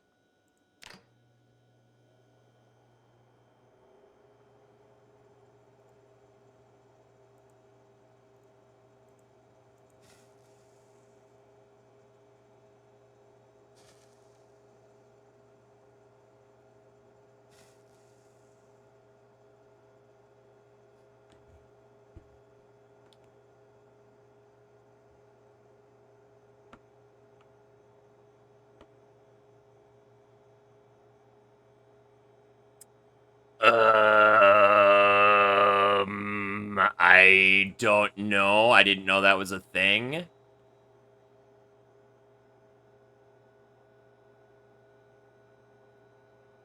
Let me not burn my food really quick, and I will consult Google. Because that's going to be about my best guess there, is ask Google.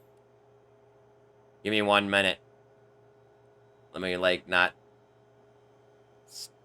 burn my squirrels.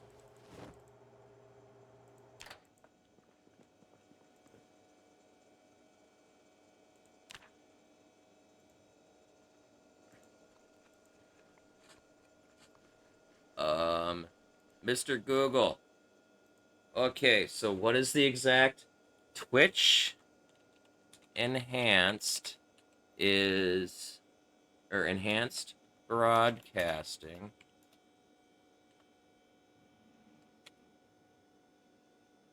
is controlling some of your stream settings. Twitch Enhanced Broadcasting is a feature that gives streamers more control over their video quality and makes streaming more accessible to viewers.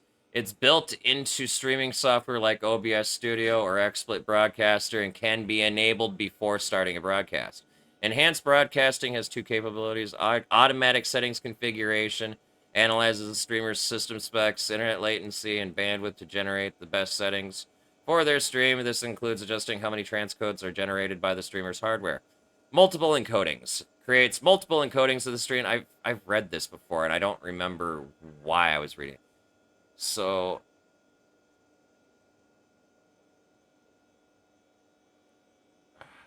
how do we...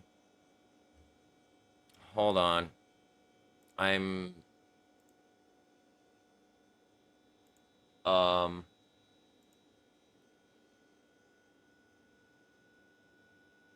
Okay, so... go into your settings, click File, and then click Settings. The window that pops up, you've got General, you've got Appearance, then you've got a page called Stream. Click on Stream. Under Multi-Track Video, there should be a check mark for Enable Enhanced Broadcasting. Turn that off.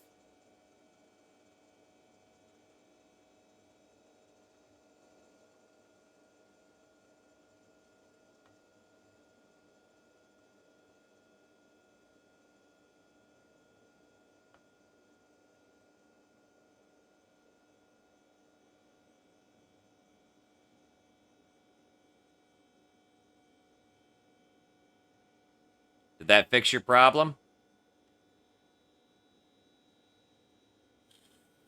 That must be a new feature because that's not enabled in mine. Almost. What's it saying now?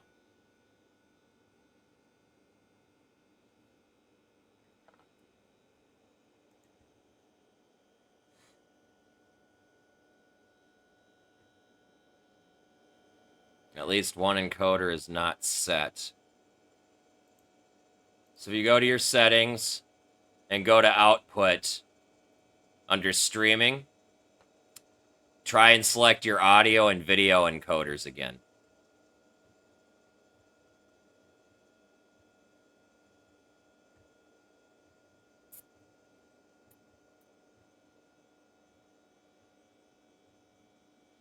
That's that same page where the Twitch VOD track option was.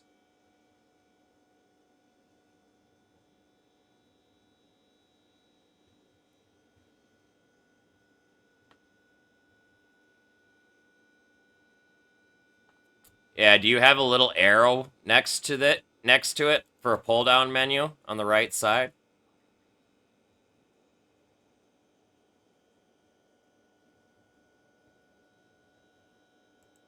What happens when you click on it?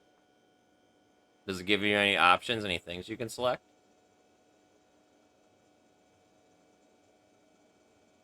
Shows my NVIDIA. Click it.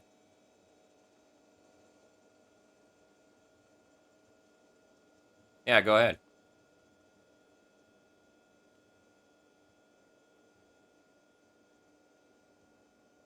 Still nada? Because my audio encoder is FFmpeg AAC. And my video encoder is NVIDIA NVENC H.264.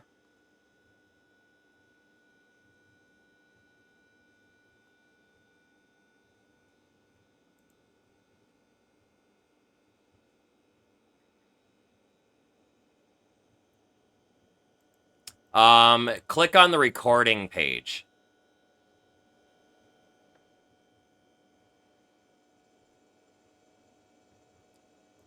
So you got your streaming page, that's what you're on. Under video encoder, select use stream encoder if it's not already selected. Audio encoder, select the FFmpeg AAC.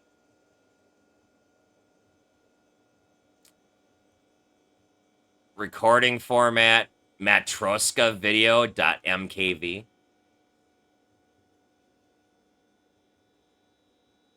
I have automatic file splitting turned off.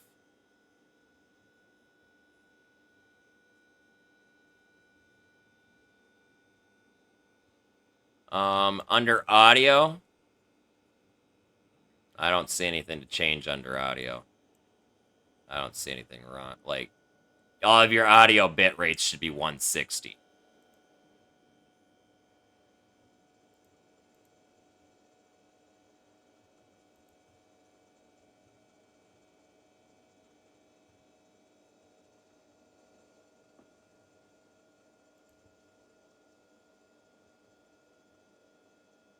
This is so hard because I can't do this while I'm live on stream. I can't fuck with this shit. And this would be, like, something that would be totally easier to do, like, over Discord. With you sharing your screen so I could actually see what's going on. No, Dude, I'm at the end of my night anyway. I wasn't doing anything. That's kind of why I'm taking the time to try and help you, because the rest of my night's fucking shot anyway, because I've got to fucking work today. It's not like I was going to go anywhere. My character's just getting bored anyhow. Until I lock him in a dark room for a second. Because yay, nyctophobia. Are you on our Discord, Monkey? I can't remember.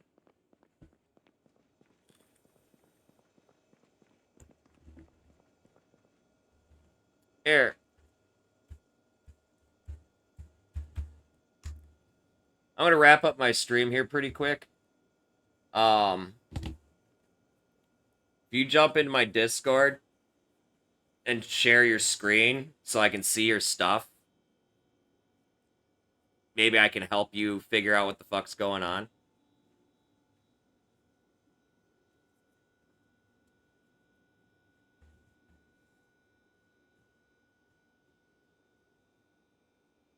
Oh, you got it? Nice. Nice. Nice. I'm glad I can help you, dude. I'm glad I could help you.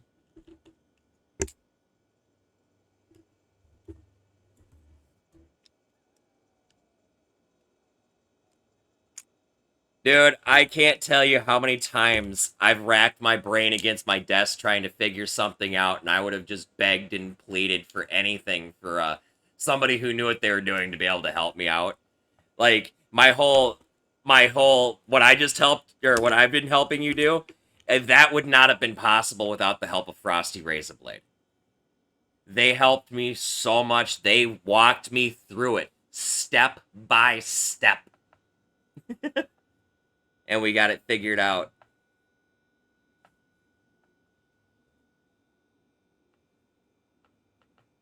Oh, yeah, there's no such thing as a stupid question, only stupid answers.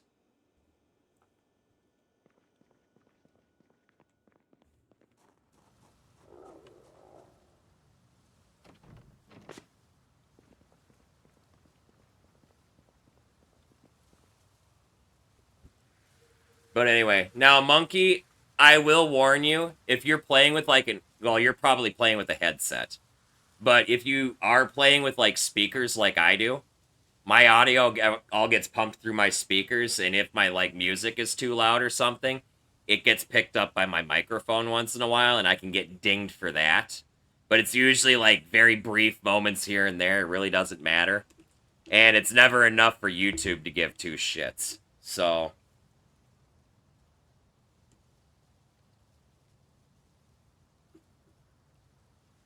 gotcha, you play with a headset then. You don't even need to worry about that then. That's strictly a me thing.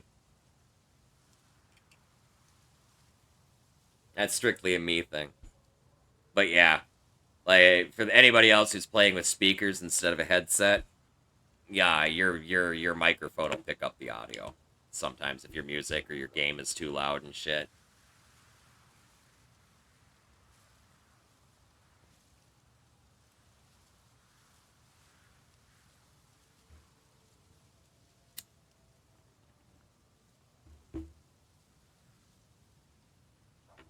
Thank you. It's my favorite piece, man. This is the second one of these I've owned. The other one met a tragic fate when it hit porcelain. Or maybe it was cast iron. I think it was cast iron that it fucking hit. Either way, it fucking died. But I went to my pipe shop, my favorite pipe shop. Shout out to Clown Glass, my homies. Fucking been shopping there for fucking 20 goddamn years. Um, fucking, I walked in there, and in the case where I bought the first one, they had an almost identical version of it waiting for me for the exact same price. I was like, I want that pipe. One day I'll work out a deal with them guys. So you guys can get pipes from them for a discount or something. One day.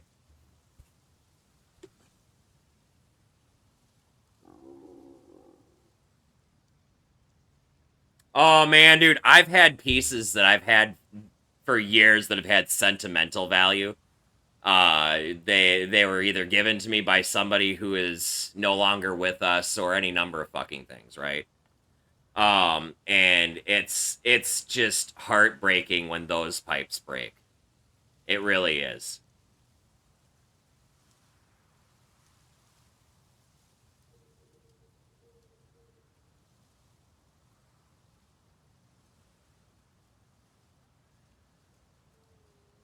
Oh no. Oh, shitty. That's super shitty. I remember I borrowed this zong that I had. It was this zigzag shaped bong. Fucking a super long zigzag pipe, but it was a bong, right? Fucking I let this kid borrow it. Fucking first mistake. You know. And fucking that day, he got it taken from him by the fucking cops. Like, you dumbass motherfucker. I never let him touch one of my pipes again. He lost one of my scales once, too.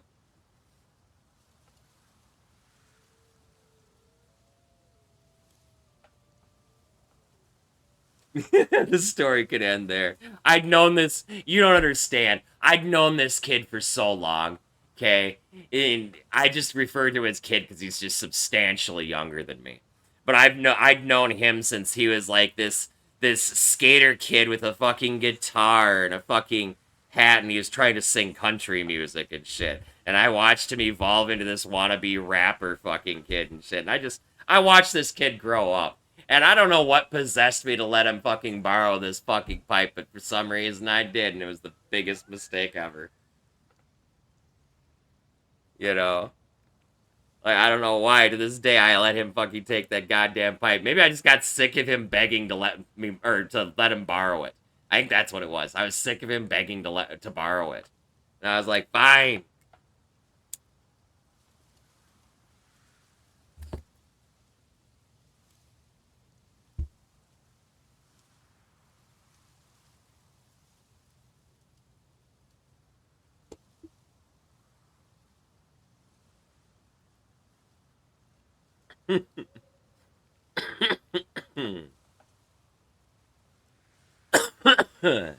Alright, you guys.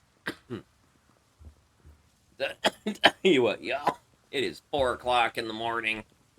And as is the ritual every fucking night that I have to fucking work the next day, I gotta get out of here, which means we gotta smoke our weed, we gotta find a channel to raid, pass the community on to someone else who's awesome and probably playing Project Zomboid, or at least something equally as cool.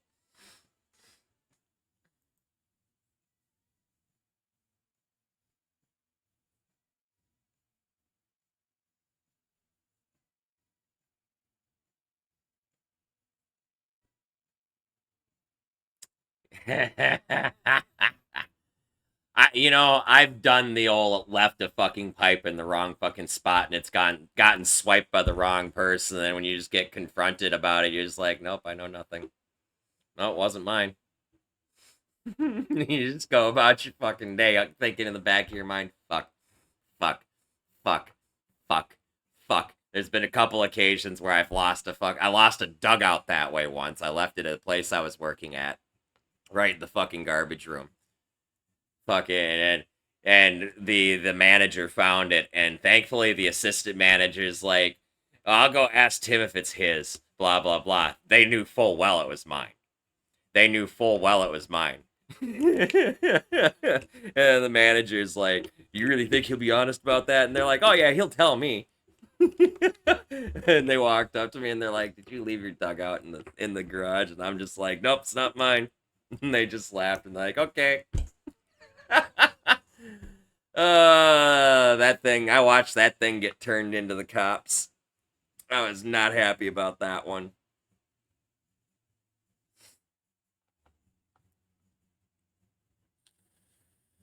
Yep. Man, I was secretly, well, not secretly, but I was selling her kid weed, okay? Kid, as in just person younger than me. But but yeah, I was selling her kid weed. By kid, he was like 19, 20 fucking years old.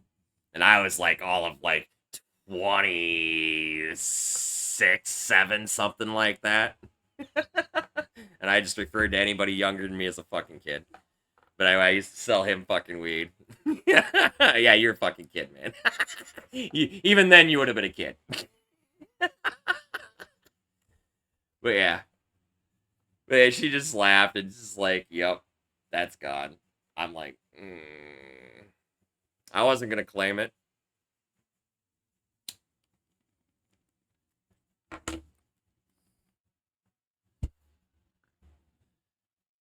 I'm pretty sure the manager was suspicious as fuck, though, as to whether it was mine or not, because I was not a secret pothead.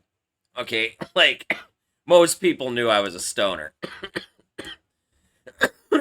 I made it no fucking secret. It's been no fucking secret for like 15 years that I'm a pothead. Okay?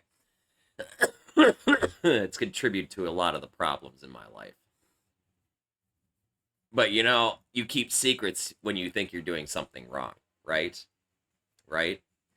If you don't think you're doing anything wrong, why keep it a secret? You're at the hiding less stage. Are you in a location, if you don't mind my asking, are you in a location where it's actually legal yet?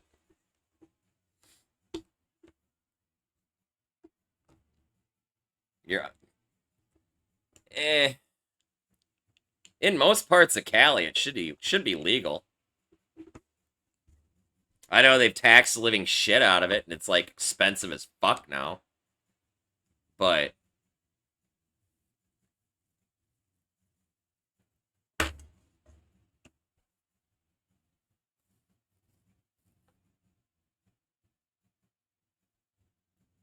we just legalized here in Minnesota literally a year ago as of this month. As of August 1st, it's been a year since we legalized weed.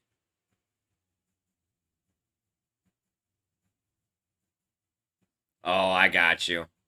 I got you. Yeah, because, well, okay, so while you don't have to worry about going to jail, people still gonna take your shit. Let's be real. That's a problem, man. I mean, I was a pretty honorable pothead, okay? I wasn't very notorious for being fucking shady and taking people's fucking weed and stuff like that, but it's definitely happened to me a number of times. And that's enough to drive one to fucking want to fucking participate in that fucking dishonorable shit. I'm gonna be honest, man. Most people, if they would have fucking asked me, I'd have been like, yeah, I'll smoke your ass up. I'm always looking for a reason to smoke weed, man. I've been looking for a reason to smoke weed for fucking 20 fucking years. Right? Any excuse is a good excuse.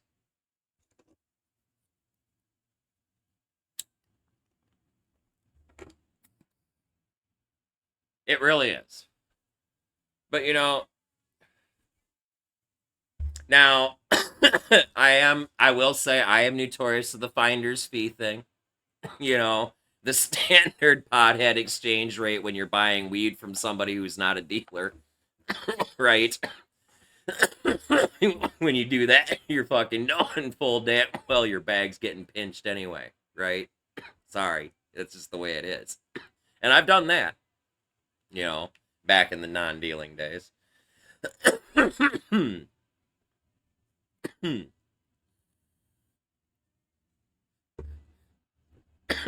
quote non-dealing days. But I've never just outright jacked somebody's weed.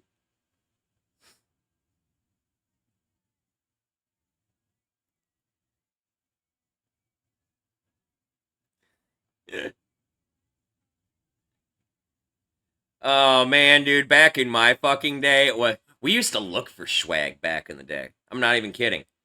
Cause Kind Bud was so fucking expensive, dude. Fucking, but you could get swag dirt cheap. I could literally get a quarter pound of fucking swag for the fucking price of fucking an ounce of fucking nuggets. Okay? It was so fucking outrageous, the fucking price difference. And really, the only thing that classified swag as swag is if it was bricked. I'm gonna be very honest with you. Back then, it was fucking brickweed, it was swag.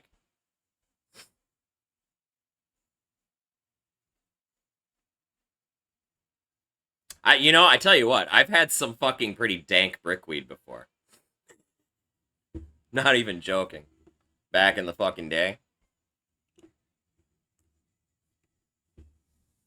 But that was back when we used to, like, this is small compared to some of the pipes I used to fucking use back in the day. We used to have this one, we used to call it the hammer.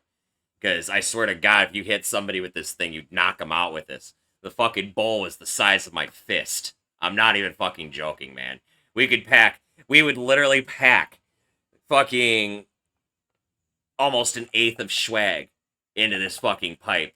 And we'd all fucking take turns passing this bowl around, fucking taking hits off till somebody can't take a hit anymore because they're just fucking dying.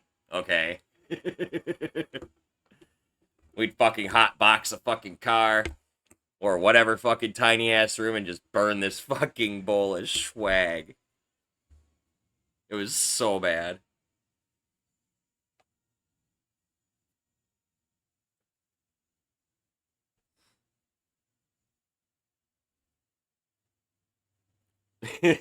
Back in the day, it kind of was. Back in the day, it kind of was. I'm gonna be honest. I'm not. I'm good on the whole swag thing nowadays. I'm too old to sit there and fucking pick sticks and fucking beaners out of my weed. I just want to throw it in my fucking grinder and not have to worry about pulverizing a fucking seed and ruining the entire fucking batch that's in the grinder. Okay, I don't fuck with swag no more because of that. I like using my grinder. As I've gotten lazier. As I've gotten older, I've gotten lazier. Okay, I appreciate my fucking grinder. My calloused fingers don't fucking like crushing up fucking swag anymore.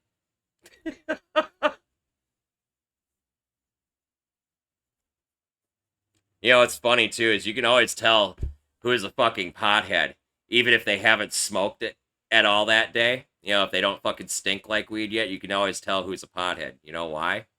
I'm gonna show you why.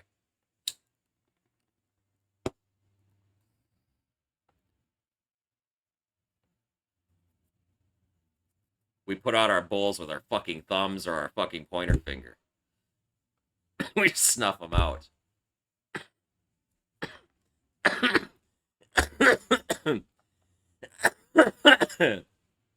Yep.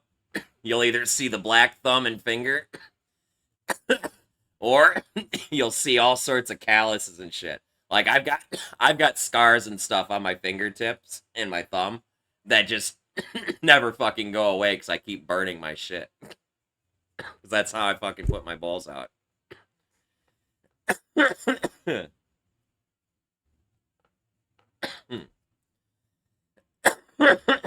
Pretty much. I still feel it if I fucking hold it there long enough. There is some live meat under there somewhere. But it's funny too, because every once in a great while you'll burn it good enough that you'll actually fucking burn the callus off of it. You'll see the little blister spot. And you're like, oh shit. Well, gotta start over there.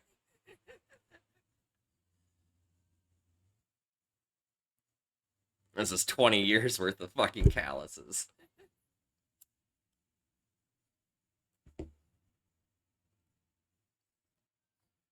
I can't tell you how many of us have burnt our fingers fucking having a lighter lit too long.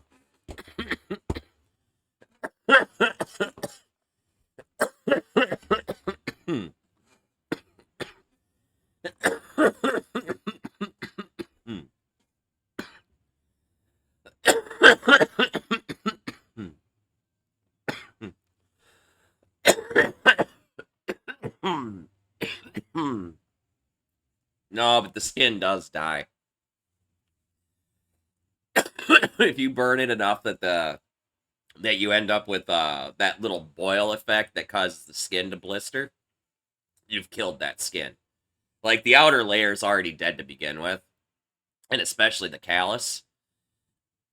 But if it actually blisters, you've actually damaged the shit that's not dead. But typically, if you do that, you'll feel when you do it too, because you'll go, God damn it, there's a nerve there. When in fact, you just fucking didn't tap the bowl.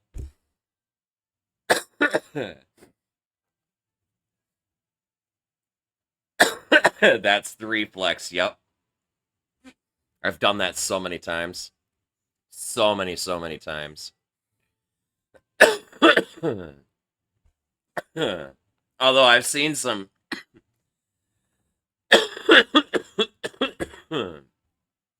I was just about to see if any of my crew were streaming real quick first.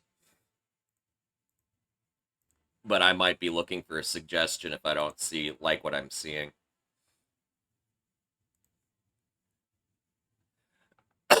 Who do you got, man? Let me see.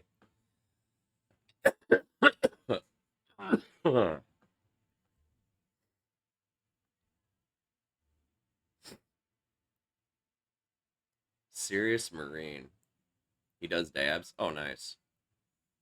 We'll give him a stoner raid then.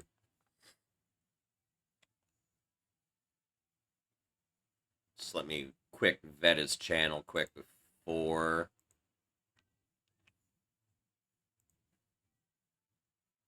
I drop everybody in there. Oh, this guy'll be fine.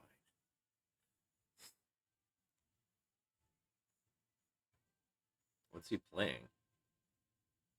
Oh, he's playing Mafia. The character reminds me a little bit of the elusive man from fucking Mass Effect.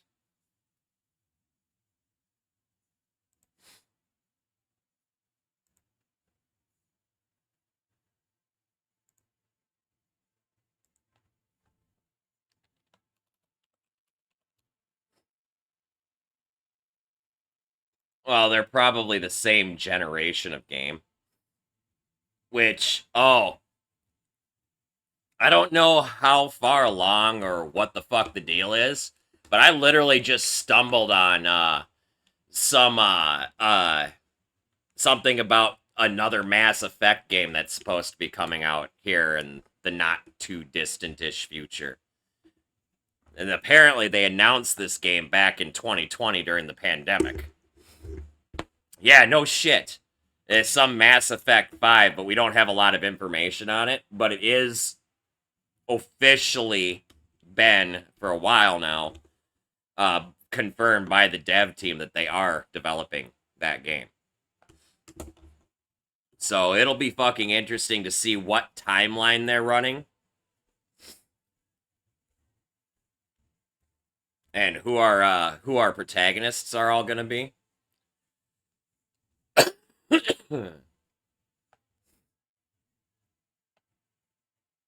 You know, I actually really enjoyed the Mass Effect franchise. It the end of the third one left a very bitter taste in my mouth. Not gonna lie. Not gonna lie. But the entire game, especially from the beginning of 2, where they figured out what they were fucking doing with the game's mechanics, all the way up to the end of 3 is fucking phenomenal. The side stories are fucking great. They're pretty fucking fleshed out. There's a shitload of lore if you want to fucking spend the time digging for all of it. You know, Mass Effect is actually a very well written world. And then its morality system was pretty unique of the time. You know, I enjoy watching people play Kenshi, but that's a little too brutal for me. And there's not enough story to it, really. There's not enough guidance. I see Kenshi more of like on the same lines of like Project Zomboid. It's an open world survival sim. Okay? Whereas games like Mass Effect or the Elder Scrolls games are all open world games, but they all have a main objective that you complete that has a whole story and quest line that you advance through. There's open world survival and there's open world RPGs. 2 different games.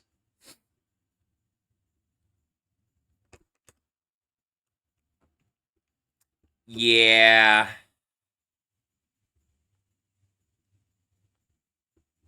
I feel Kenshi's story could be better than it is though. Like there's the story that's in their game, their quest lines and whatnot are added to the game as filler content, things for you to fucking do. They're really not there as an objective of progression. Some of them are actually more there to teach you things moving forward, things that you'll use later. What Kenshi truly is an open world survival game.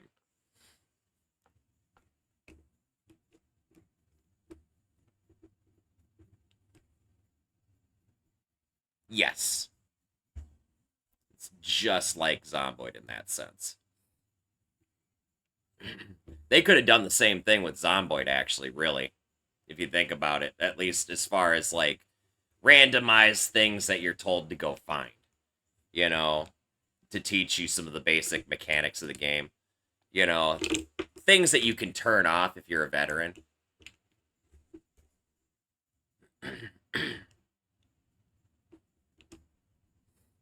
Yep. Yeah, Project Zomboid. Once you've played a few thousand hours of it, you create your character around what you want to do with it. Like, this character that I'm using in this playthrough right now, this multiplayer server, is a straight up Chad. He's just designed to go beat up zombies and fucking kill shit. He can do everything now. But in the beginning, he was just designed to survive because my counterpart was fucking crippled. My counterpart, Varian, started out as a burn victim with injuries and a broken leg.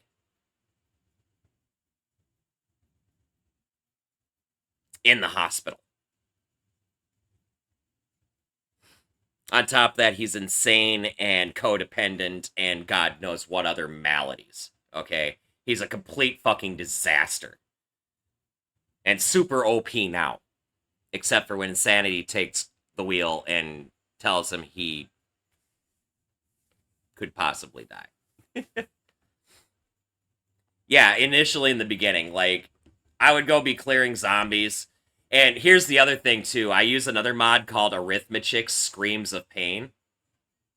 Actually, no, I play with more traits and more traits enhanced, I think it is.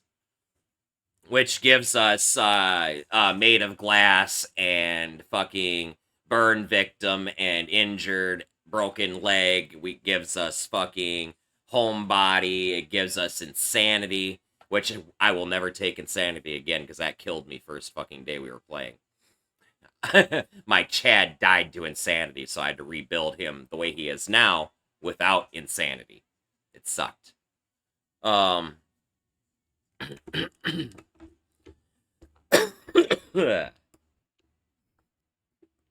anyway, we play with additionally Arithmetic Screams of Pain. So when your character is in pain or takes damage, they scream. They audibly scream. They shriek. Okay? And make a lot of noise, and it's loud, and it's really obnoxious. So when Varian spawned in, and I got close to him, it was ear rape. And it would call all the zombies, so I would just run away and let him draw everything to himself and go chill to myself, kill a few zombies, and wait for him to cry for help. And then I'd come running down the road and I'd kill a bunch more fucking zombies while he's in the process of trying to stomp one to death with a broken leg. And burns. And possibly bleeding out because he's anemic on top of all of this.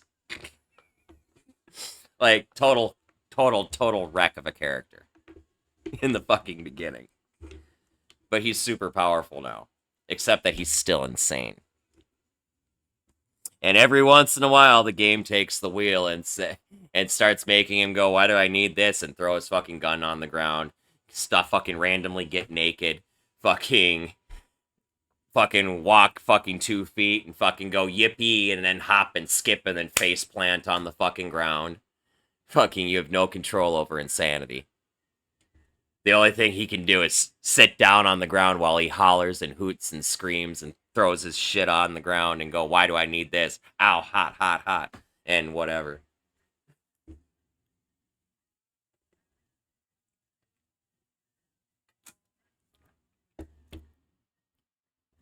The first time it happened was the same time it happened to me and killed me.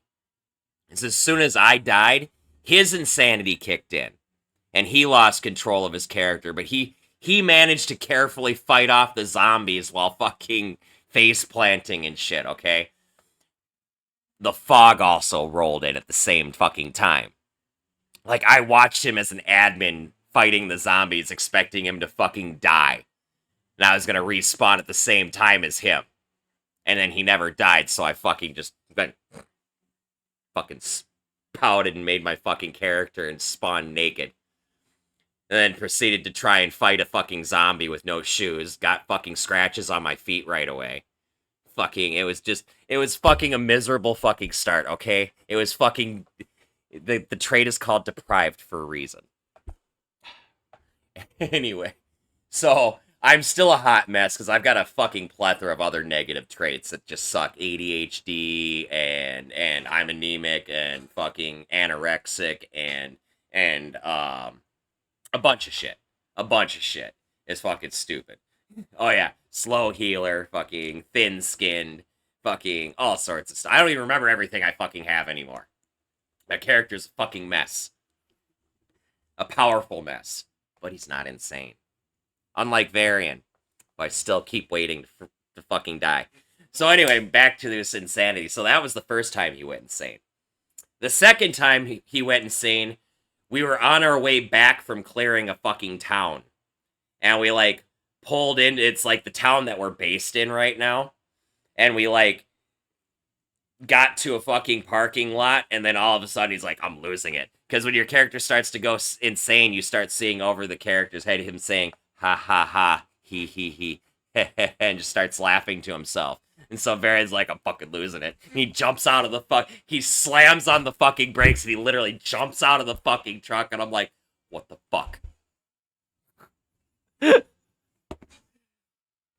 The third time it happened, we were in the middle of the fucking road going through a fucking forest on the way back from working on clearing another fucking town. And I had to protect him from zombies while he's sitting on the fucking ground fucking hollering and fucking all insane. Because it's all we could fucking do. He's like, I'm losing it, and he fucking slams on the brakes and fucking jumps out of the truck. I'm like, no. And this last time it happened, we were on our way back from the mall. Because we decided to try and check out the mall. He actually drove all the way home. He rolled up his window so his character couldn't throw random items out the fucking window. He lost one gun. He lost his handgun right away. And 2 cigarettes. But managed to drive all the fucking way home while insane, hooting and hollering and shit. And the whole time I'm like, you're not allowed to do this, Marion. You're not allowed to fucking do this.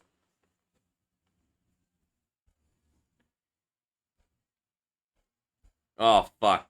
We were driving separate vehicles on the trip back from the mall. The trip back from that other town we cleared? No, we were in the same vehicle. I'm pretty sure we were in the same vehicle. Almost every other time we've been in the same fucking vehicle. That was the first time we weren't.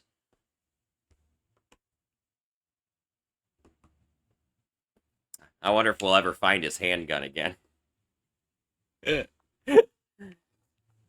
He went fucking insane and threw the gun out the fucking window. He's like, I don't need this. What? And Barrett's like, I'm insane as he's rolling up his window. I'm like, no. No.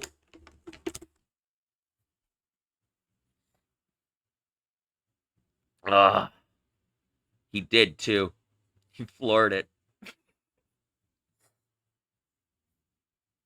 All the way from the fucking mall, all the way to the fucking opposite corner of the fucking map. Grapeseed or I think it's Grapeseed. Whatever that little fucking town in the corner before Bedford is.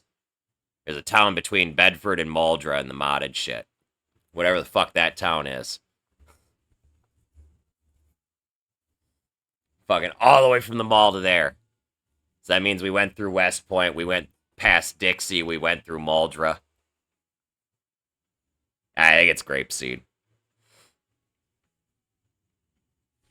Oh. But I tell you what, if you're looking for a great meme run, especially like a solo run, Insanity would be fun. Although, I would like to try Schizophrenia. Especially if that's just hollering and yelling and talking to yourself and shit. And not, like, tripping and falling flat on your face. That was what fucking killed me before. My guy just started laughing. I'm like, oh. Because it was my first experience with I was the first victim of that fucking insanity trait. When it started happening, I just saw my character. It just said ha ha ha ha ha he. I'm like, oh hey, Varian, my insanity is kicking in. It looks like it just makes you talk to yourself and stuff. That's not so bad. And I just continued looting containers. And he just started. Then he said, or he yelled, "Yippee!" And then he jumped forward, hit the fucking wall, and then fucking face planted on the fucking floor. And I'm like, "Oh shit! I don't have control of my character." As I tried to stand up, and then started to walk or run out the door, and I face planted again, fucking after taking 2 steps out to the door. And so I walked out the door, and then there were zombies outside. Tons of fucking zombies in an area I thought was clear. And it wasn't clear. And so I couldn't sit down or anything. I didn't know how to manage the trade. I didn't know what the fuck was going on or what I was supposed to do. All I knew is my guy was throwing his weapons on the ground, and anytime I moved, I would face plant, and I ended up with a new scratch. And because I was anemic, I was bleeding more from each of those scratches. And then once I had like 5 scratches and almost bled out, a zombie bit me, and I died like instantly. I was like, fuck.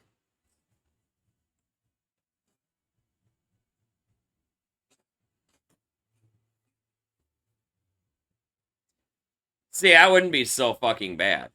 I would couple that with the paranoia trait, too.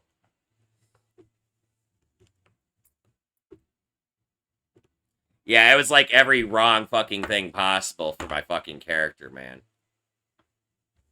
Like, I didn't know how to fucking manage it either. Like, now I know you just sit on the fucking ground, and you're fine. Or if you roll up your fucking window, you won't throw your shit out the window. But I didn't know that before.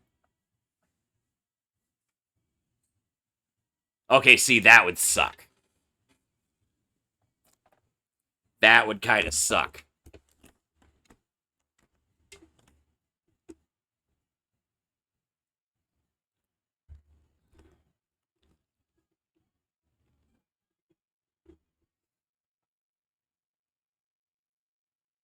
I have ways of playing around that, though.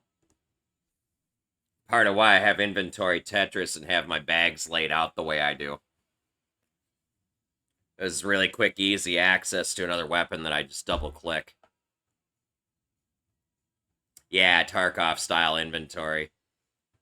I'm used to being able to move with a window like that anyway. From a lot of other games. So, it's not like a huge deal to me. It took a minute to get used to, like, the size of the grid and the having to, like, really scroll if you have all your bags open. But if you know to close the bags that you don't go into very often, it's not that bad. Like, I have 2 bags that are actually open at all times. The other one that's quick access is my weapons bag. Which I can just click that real quick. It's open, double click the weapon. I've got a weapon equipped.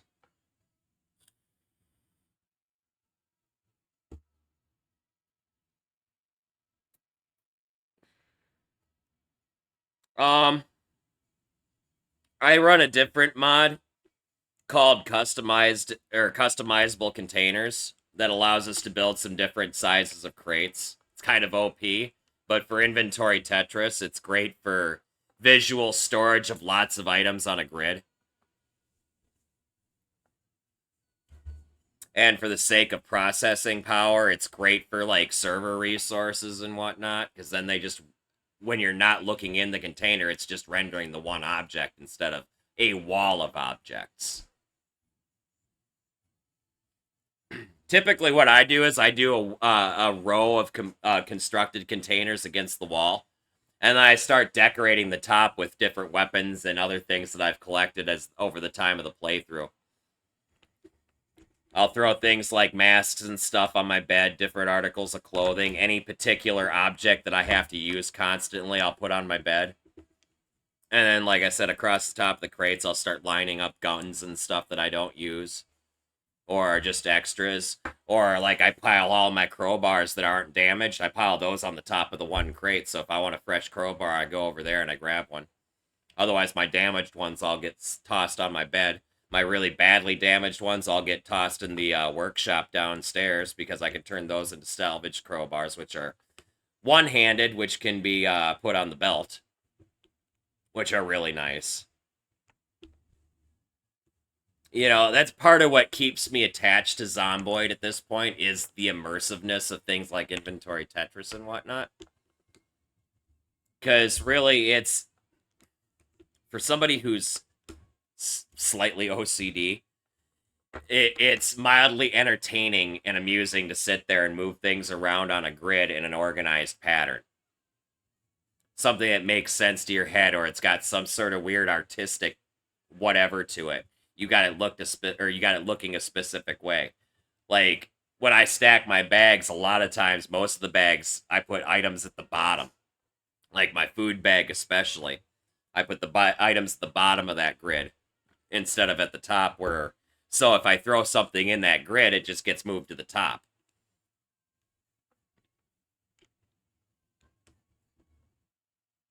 Pacific Drive. I've seen that game. I'll have to peek at it.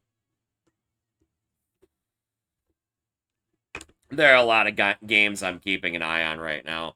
The one I'm really excited to have come out soon, hopefully this year, is Streets of Rogue 2. Because that's supposed to be Streets of Rogue, but a more open world aspect. And you play multiplayer with your friends and shit. Hopefully on, like, servers and stuff. I think that's going to be really fucking cool. Streets of Rogue has its own special little charm, especially with the mutators that come with it that allow you to customize how it plays.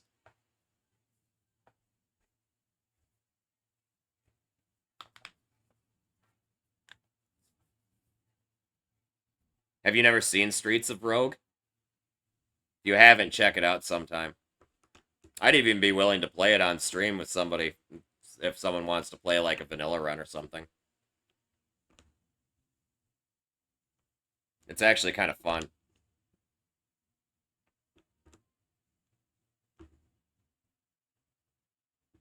It's very similar. Very similar.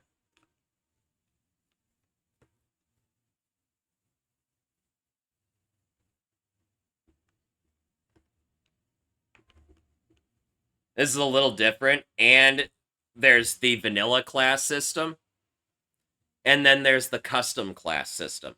You can custom create your characters and stuff if you want.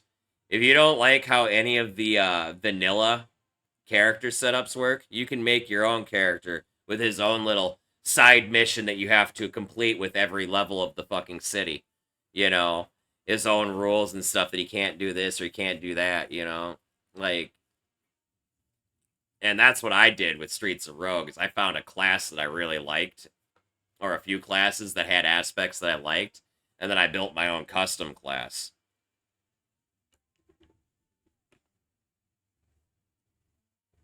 And it allows you to play through the vanilla game with that custom class, too, which is great. You can get all the achievements and everything. Because there's a rule set that you follow when you create that class. You know? Like, it's a point system, give and take, just like Zomboid, right? You know, you have to do this to do this, and then you're required to have this, and you're required to have at least one of these, you know, just like every other class in the game. You know, you could, if someone's got, like, an awesome fucking find every chest mission, which is what I liked, finding all the chests on every level, because I'm going to do that anyway, right? I don't care if I fucking have to do whatever to fucking get to them, but I'll get every single chest. So, of course, I chose that as my character's required mission, right?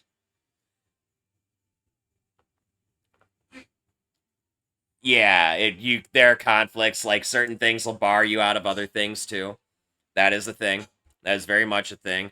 And if you play like Endless, where it just randomly generates a new level every time instead of following a story, if you play like Endless and you get like upgrade traits, you can actually pay to have traits removed or traits added and stuff like that at a slight gamble, which is really cool too. If you really want to like see what the character's truly capable of at its full strength. Streets of Rogue is an awesome game, dude. It's an awesome game.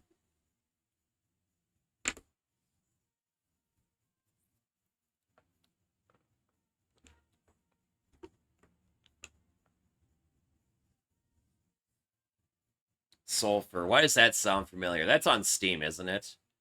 Hold on, let me look.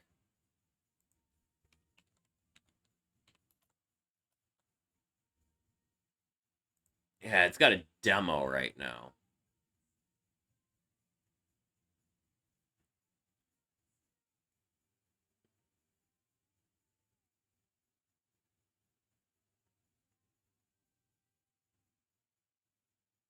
Oh, that's kind of cool.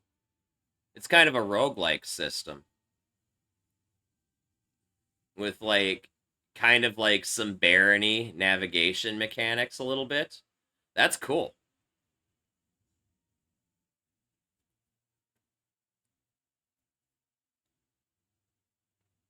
That's cool.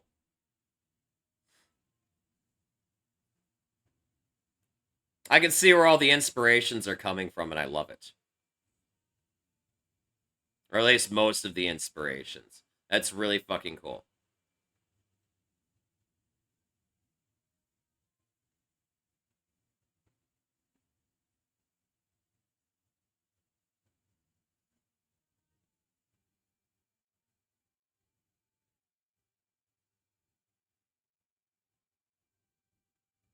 I'm gonna have to keep an eye on this game.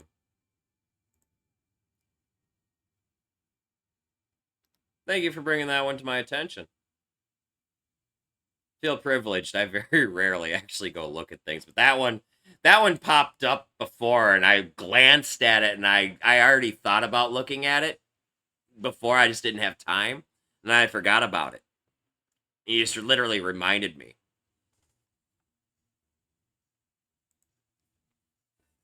Oh yeah, no, it's totally its own game. I'm just saying I can see where some of the inspirations are totally coming from. I can see where some of the basic mechanics are coming from, and I appreciate that. The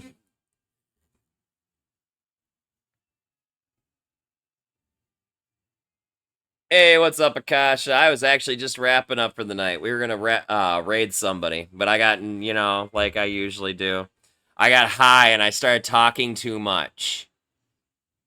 I started talking too much.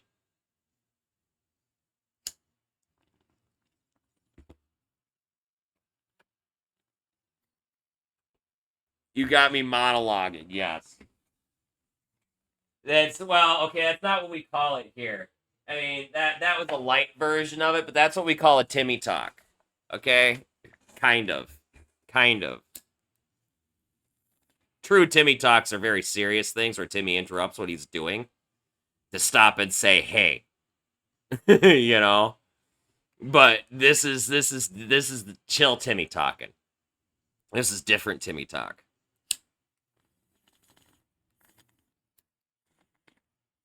And my bowl is like really plugged. It's starting to make me sad.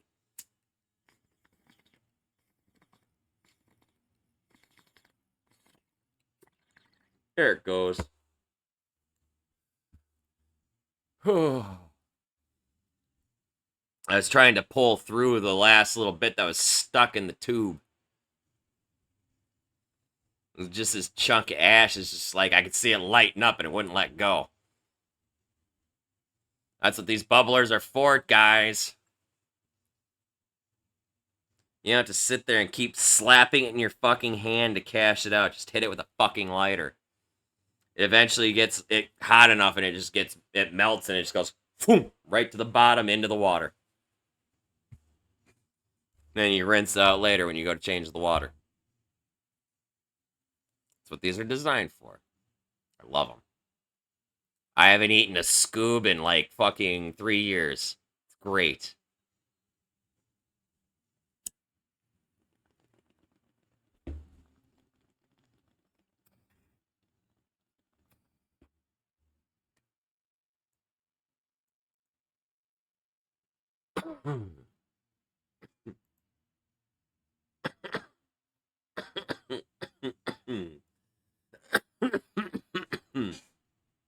Fireside Timmy Talks. Like Fireside FDR.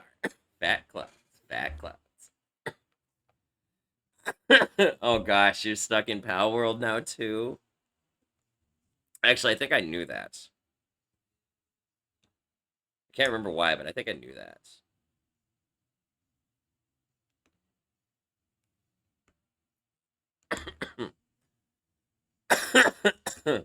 I'm surprised Pal World has survived.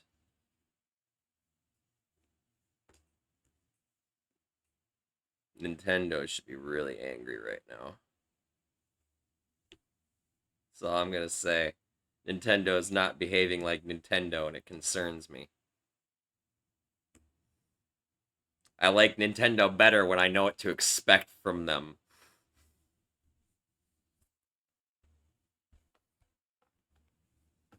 They're not doing what they normally do. Not in the full sense. What are they doing?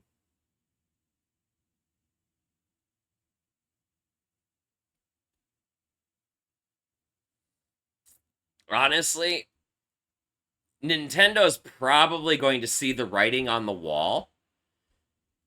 And what's probably going to happen is they're probably going to buy up the IP. Can I be honest?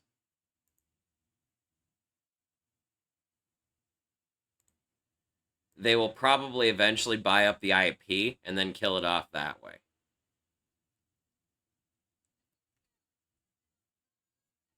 Because it's going to be cheaper.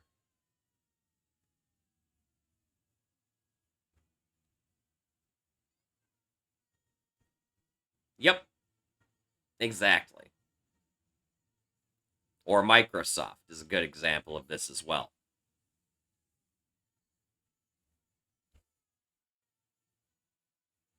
So while nobody's paying attention, Microsoft is swallowing up the entire gaming market. One company at a time.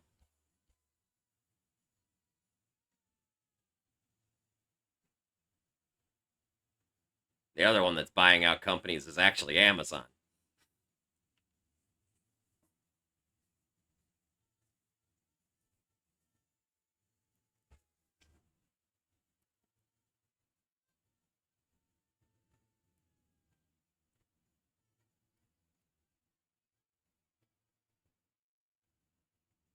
Yep.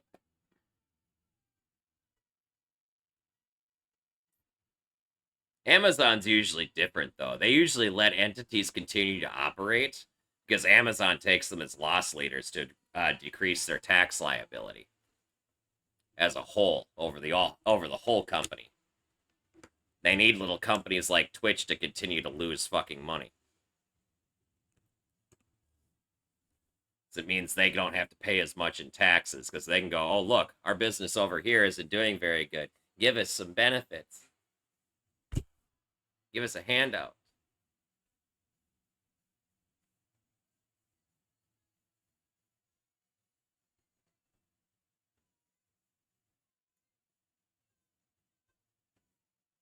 Yep. Amazon and Starbucks and a few other companies are learning the hard way, fuck around and find out when it comes to that.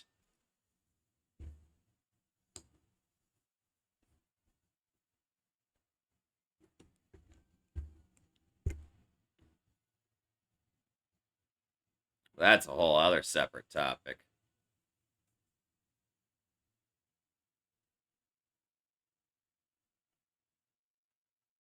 I know, it's fucking toxic as shit. I used to know people that worked for Amazon. It's terrible.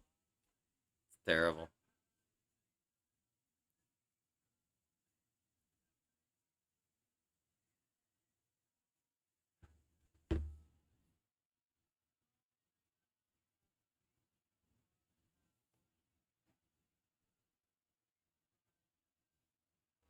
Anyway.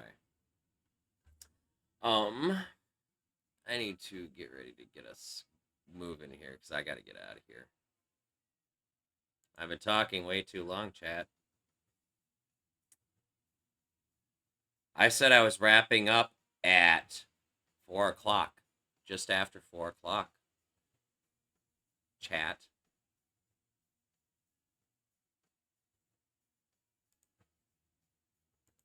That was almost an hour ago.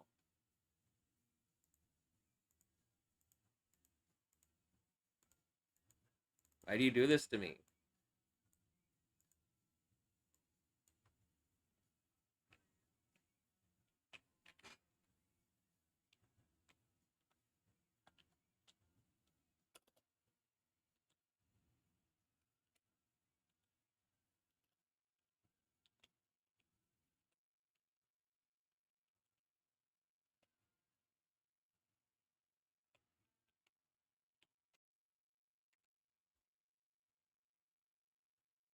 Kick a dog? Why would I do that?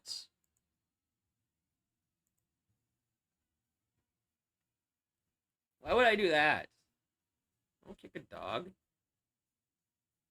Sometimes they bite back.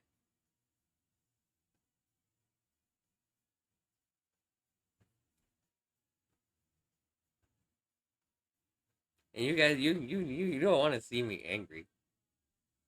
If I ever do another playthrough of the entire Yakuza series for everyone, because I still have to do a series on YouTube for that. If I ever play through the entire Yakuza series, um, um, you will see plenty of Timmy rages. Floating around the internet somewhere is a Timmy supercut of Timmy raging at like one boss forever.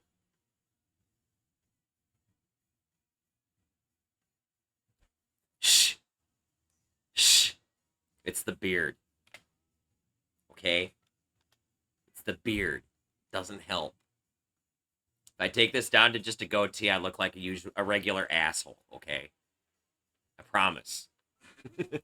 I will look like a regular old asshole if I take this down to just a goatee.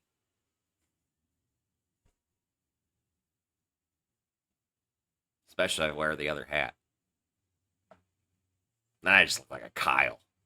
An old Kyle. An old Kyle.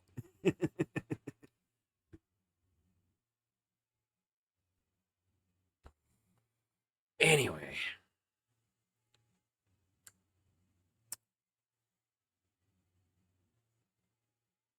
I gotta get my ass to bed, yes. So, I'm gonna take a puff here really quick.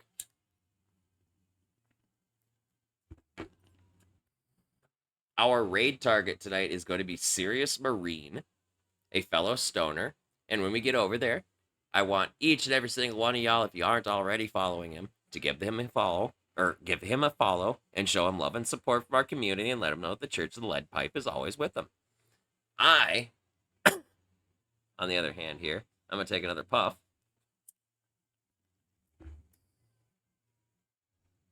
I'd like to thank y'all for coming, hanging out with me tonight. I love and appreciate all of y'all. If you like my content, be sure to click the follow button so you get notifications as to when I'm live. I'm here Monday through Thursday nights from 6 p.m. Central Standard Time until at least 4 a.m. and Saturday through Monday mornings from 1 a.m. Central Standard Time until 4 a.m. Means I'll be back here again tonight when I get off work. I will be back for some more projects on board, you guys. Take another puff.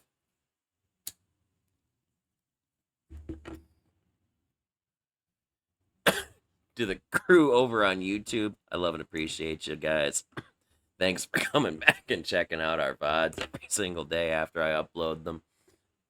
If you like our streams and you want to help our channel out, all you got to do is click the subscribe button and the bell. That'll give you notification as to when I go live. Or, I'm sorry, when I upload another VOD to YouTube for you guys to check out. If you click the like button, that'll help out with the algorithms. I'm doing terrible here because it's really late. I'm sorry. And then additionally, to those of you on YouTube who are members of the Twitch community here, I'd like to invite all y'all to come hang out with us and smoke some weed and jam out to tunes and talk about random stuff and things. All you got to do to get in on the fun is click the link down below. That's a link to our channel here at Twitch. Click our follow button and get a notification as to when I'm live. I look forward to getting stoned with you guys. Have a good night, Mary Jane. It's good to see you. Catch you later, monkey. Stay safe, man. Much love. It's time for me to take the last buff and get out of here now, guys. Before I get into talking too much again. Because nobody wants to hear that. Alright. I gotta find her song.